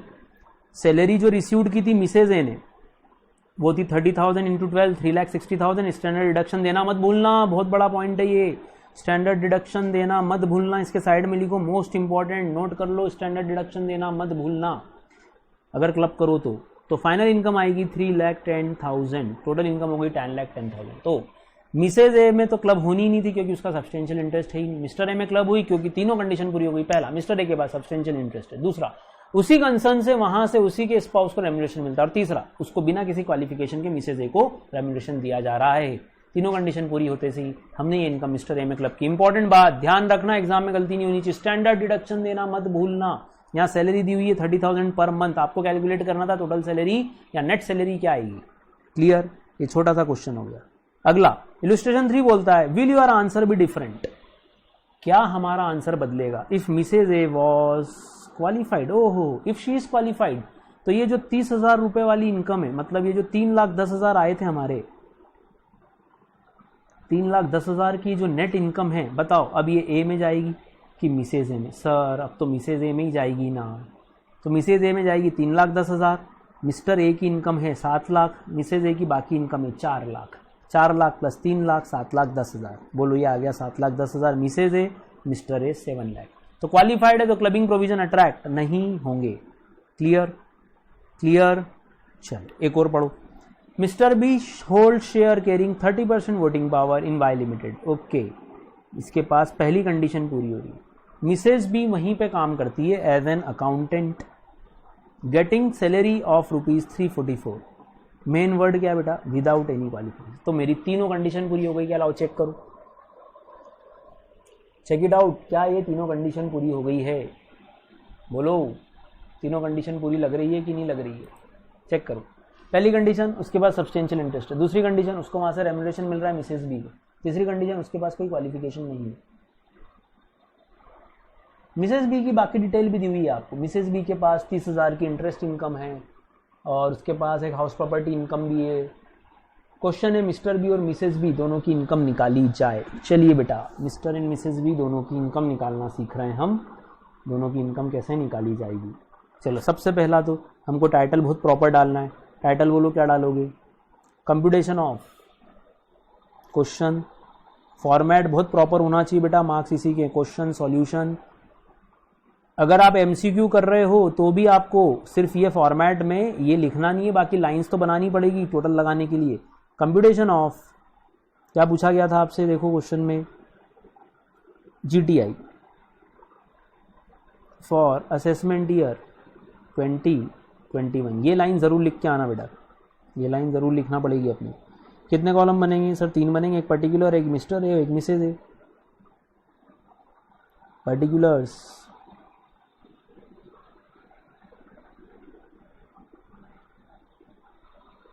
मिस्टर ए, मिसेज ए। चलो मिसेज ए की बाकी इनकम बोलो पहले तो। सर एक तो उसके पास हाउस प्रॉपर्टी इनकम है तो वो लिख दो, income under the head house property, NAV minus standard deduction 30% का। ये लोगे ना हाउस प्रॉपर्टी, याद करो। लेट आउट रेंट दिया हुआ है आपको, देखो उसमें लेट आउट कितना है, लेट आउट है 6,000 रुपये महीना। बोलो तो कितना आएगा, 72,000। और रिसीव्ड वर्ड यूज़ किया उन्होंने, तो ये कैलकुलेशन बाकी है अभी। आपको एनएबी में से स्टैंडर्ड डिडक्शन घटानी है। करें लेस, 6,000 इंटू 72,000 माइनस 30% घटाएं, वो हो जाएगा आपका 21,600। ये आ गई आपकी हाउस प्रॉपर्टी इनकम। ठीक, चलिए और कौन सी इनकम है उसकी, सर उसके पास इंटरेस्ट इनकम है, तो हमने लिखा income from other sources, interest income, वो लिख देंगे अपन यहाँ पे। चलो अब मिस्टर ए की इनकम देखो। मिस्टर ए की इनकम है कुछ भी नहीं। चलो अब सैलरी इनकम बोलो, इनकम फ्रॉम सैलरी। अब देखो वहाँ ब्रैकेट में कंप्यूटेड लिखा है क्या, हाँ सर कंप्यूटेड लिखा है। अगर कंप्यूटेड लिखा है इसका मतलब आपको स्टैंडर्ड डिडक्शन देनी है कि घटा चुके हैं, सर घटा चुके हैं, स्टैंडर्ड डिडक्शन अलग से देने की ज़रूरत नहीं है। चलो पहली कंडीशन, क्या सब्सटेंशियल इंटरेस्ट है मिस्टर ए या मिसेज ए का, सर मिस्टर ए का है, मिसेज ए का नहीं है। दूसरा, क्या मिसेज ए को वहाँ से रेम्युनरेशन मिल रहा है, हाँ सर। तीसरा, क्या कोई क्वालिफिकेशन है, नहीं सर कोई क्वालिफिकेशन मिली। तीनों कंडीशन पूरी हो रही है तो ये रेम्युनरेशन किस में चला जाएगा, मिस्टर ए में ऐड होगा। Is it clear. अब वर्किंग नोट बता दो मेरे को क्या क्या दोगे। एक दे देना 6412 वाला पूरा सेक्शन लिखिया ना, कि कब क्लबिंग होती है और कब नहीं होती, दोनों बातें। तो आप लिखना if she possesses any technical और professional qualification clubbing will not be made. और ये तीनों पॉइंट समझा के आ जाना जो ये हमने ऐसे लिखे हैं। सेक्शन पूरा कोट करना पड़ेगा, वर्किंग नोट बहुत ध्यान से देखना। तो मेरी फाइनल इनकम आ जाएगी जो भी यहाँ आ रही है। और कितनी आ रही है, यहाँ तो हो रही 344 और यहाँ पे इंटरेस्ट कितना था देखना ज़रा, इंटरेस्ट था यहाँ पर 30,000, ये 30,000 इंटरेस्ट हो गया। बोलो ये लेस कर देते हैं 5400 और 30,000 आ गया 8400। देखो कोई टोटल मिस्टेक तो नहीं हुई अपने से।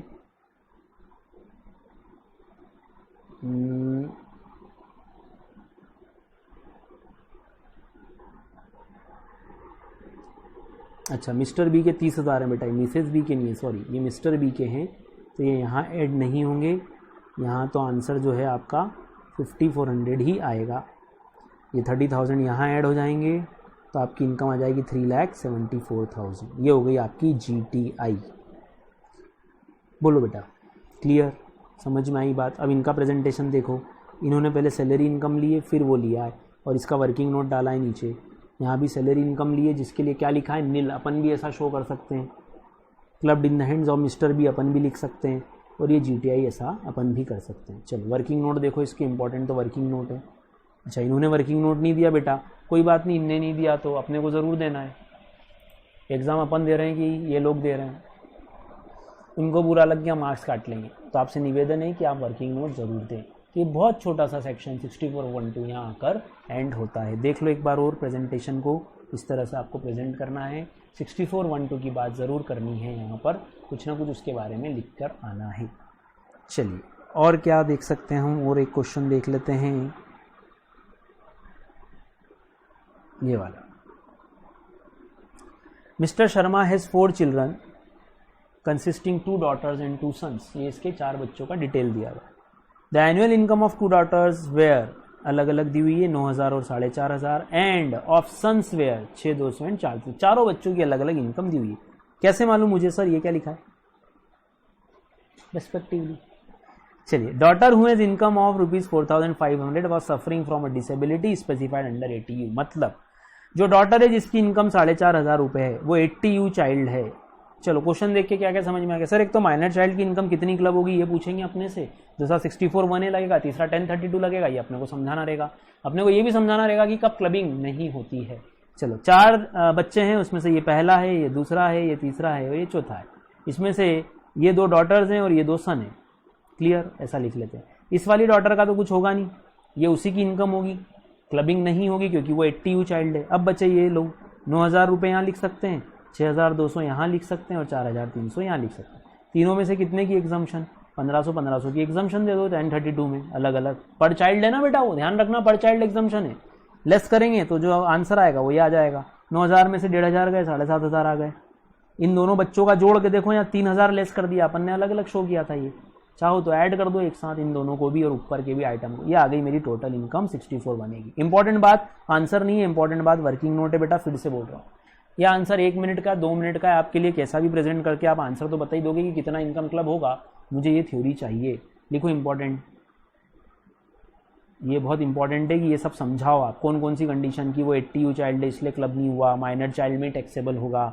फिर 1032 समझाओ कि मैक्सिमम 1500 या विचर इज लोअर वाला कंसेप्ट लगता है, रिमेनिंग इनकम पेरेंट में क्लब होती है।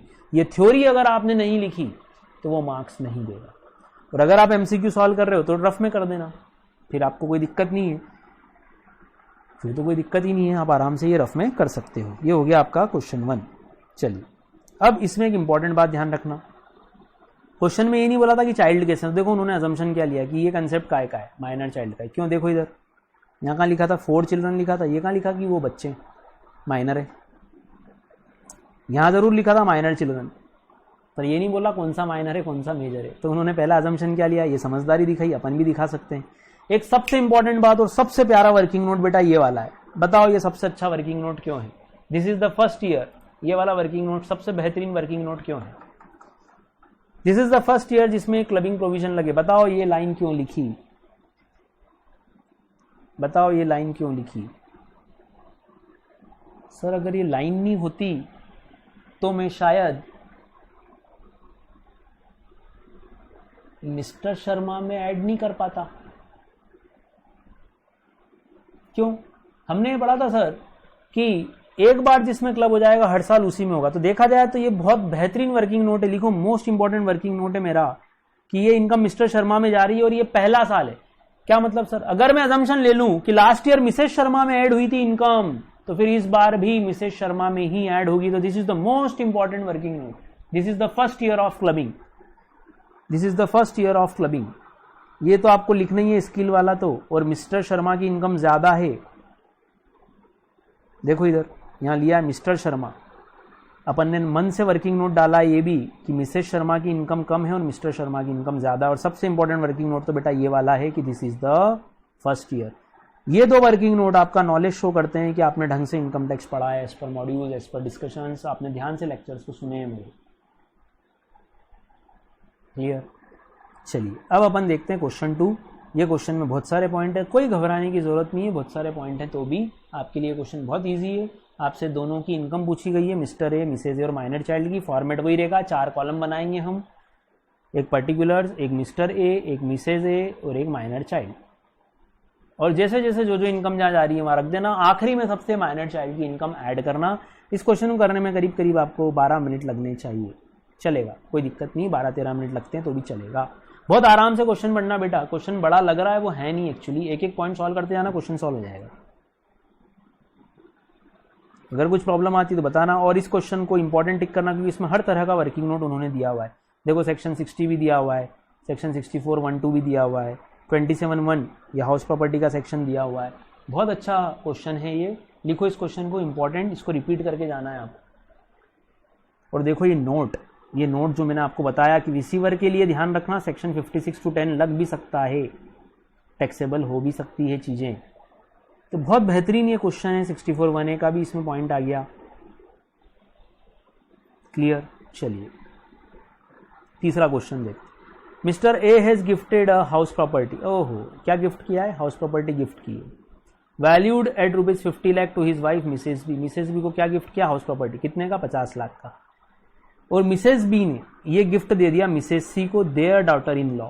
अरे ये क्या कहानी चल रही है? लाओ कहानी को ड्रॉ कर लिया करो जब भी समझ में नहीं आया। मिस्टर ए ने एक हाउस प्रॉपर्टी दी अपनी वाइफ को, मतलब मिसेज ए को मिसेज बी लिख रहे हैं, वो नाम बी है पर वो उसकी ए की वाइफ है। और यही मिसेज बी ने दे दी अपनी डॉटर इन लॉ सी को। बोलो, हाउस से इनकम आती है 25,000 रुपये महीना, 25,000 रुपये पर मंथ इसकी इनकम आती है। क्लियर? चलिए क्वेश्चन आया, मिस्टर ए और मिसेज सी की इनकम क्या होगी? मिस्टर ए और मिसेज सी की इनकम क्या होगी, ये ध्यान रखना है आपको। ठीक है, चलो आप इस क्वेश्चन का इंटेलिजेंस से समझना, ध्यान से सुनना। मिसेज बी ने जब अपनी डॉटर इन लॉ को कुछ दिया तो सेक्शन लगेगा 64(1)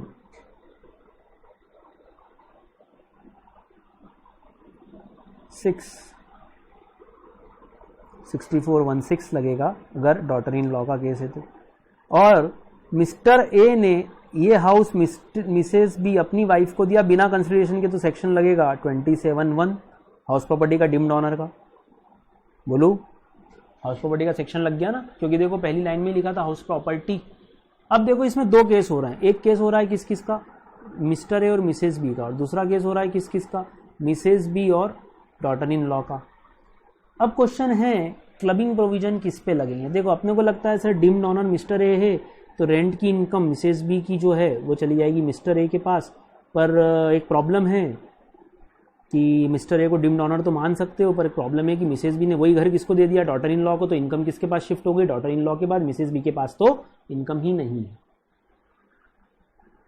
अब बताओ क्या करें, किस ये इनकम किसकी इनकम मानी जाए?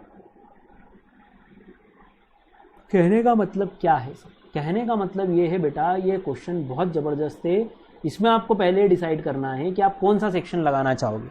आप 27(1) लगाना चाहोगे जिसमें एक व्यक्ति अपनी असेट अपने स्पाउस को दे रहा है विदाउट कंसिडरेशन, तो इनकम एक ही होगी, या फिर 64(1)(6) लगाना चाहोगे मिसेस बी के लिए, या फिर एक खास बात कि ये दोनों ही सेक्शन न लगाते हुए कोई तीसरा ही सेक्शन लगा दे। कैसे? लाओ देखते हैं, ध्यान से देखना। केस क्या है, केस समझना।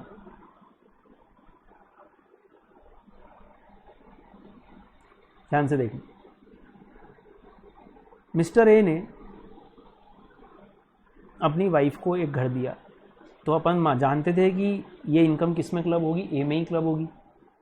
वाइफ ने वही घर अपनी डॉटर इन लॉ को दे दिया, तो हम जानते हैं कि इनकम किस में क्लब होनी चाहिए, वाइफ में, एज पर सेक्शन 64(1)(6। बट अगर आप इसको ध्यान से देखोगे, बहुत ध्यान से देखो, तो ये ऐसा हो गया क्या, ये वाला केस डायग्राम ऐसे बनाता हूं तो आपको जल्दी समझ पड़ेगा। अब बोलो, अब जल्दी समझ पड़ रहा है कि ए ने अपनी वाइफ को दिया, जिसने की डॉटर इन लॉ को दिया, तो ये इनडायरेक्ट ट्रांसफर है, तो क्लबिंग किस में होनी चाहिए, वापस ए में ही होनी चाहिए। बोलो हाँ या ना। देखो ए ने पहले अपनी वाइफ को दिया, ऐसे गया ना, ये ऐसे घूम के गया, इनडायरेक्ट ट्रांसफर, तो वापस क्लबिंग तो किस में होनी चाहिए, ए में ही होनी चाहिए, पहला केस। दूसरा केस, ए ही डिम्ड ऑनर है, इसलिए क्लबिंग उसी में होनी चाहिए। तो दोनों सेक्शन के इफेक्ट दे रहे हैं 27(1) का भी और 64(1)(6) का भी। दोनों सेक्शन को इंक्लूड करते हुए हम ये बोल सकते हैं कि ये इनकम ए में ही क्लब होनी चाहिए, क्योंकि एक तो ये ऑनर नहीं है, तो इसकी तरफ से गिफ्ट जा ही नहीं सकता है, डिम्ड ऑनर यही है। दूसरी बात, ये इस तरह का केस हुआ ना कि पहले मैंने किसी थर्ड पर्सन को दिया, उस थर्ड पर्सन ने मेरी डॉटर इन लॉ को दिया, समझ में आया। तो ये 2,10,000 की पूरी जो रेंट इनकम है वो मिस्टर ए की इनकम मान ली जाएगी, वो उसकी वाइफ की इनकम नहीं होगी। आप वाइफ के लिए 64(1)(6) नहीं लगाएंगे। क्लियर? पढ़ना इस क्वेश्चन को, थोड़ा छोटा कर सकते हो, आंसर बड़ा हो गया है ये।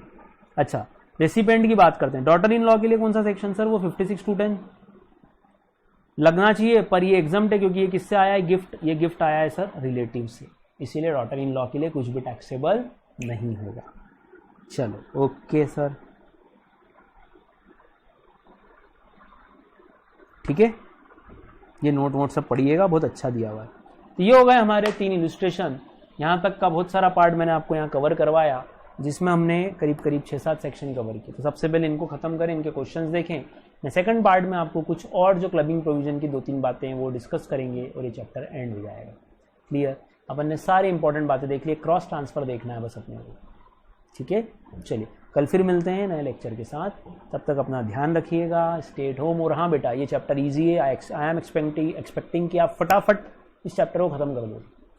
उसमें भी मैंने क्वेश्चंस तो करा ही दिए, 2-3 क्वेश्चंस की प्रैक्टिस भी करा दी है, आपको सिर्फ एक बार रीड आउट करना है। ये नोटिंग करवा दी है आपको, नोटिंग अलग से करने की ज़रूरत अब नहीं है।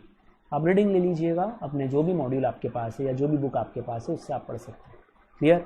चलिए तो कल मिलते हैं फिर एक नए लेक्चर के साथ, तब तक आप अपना ध्यान रखें। Thank you.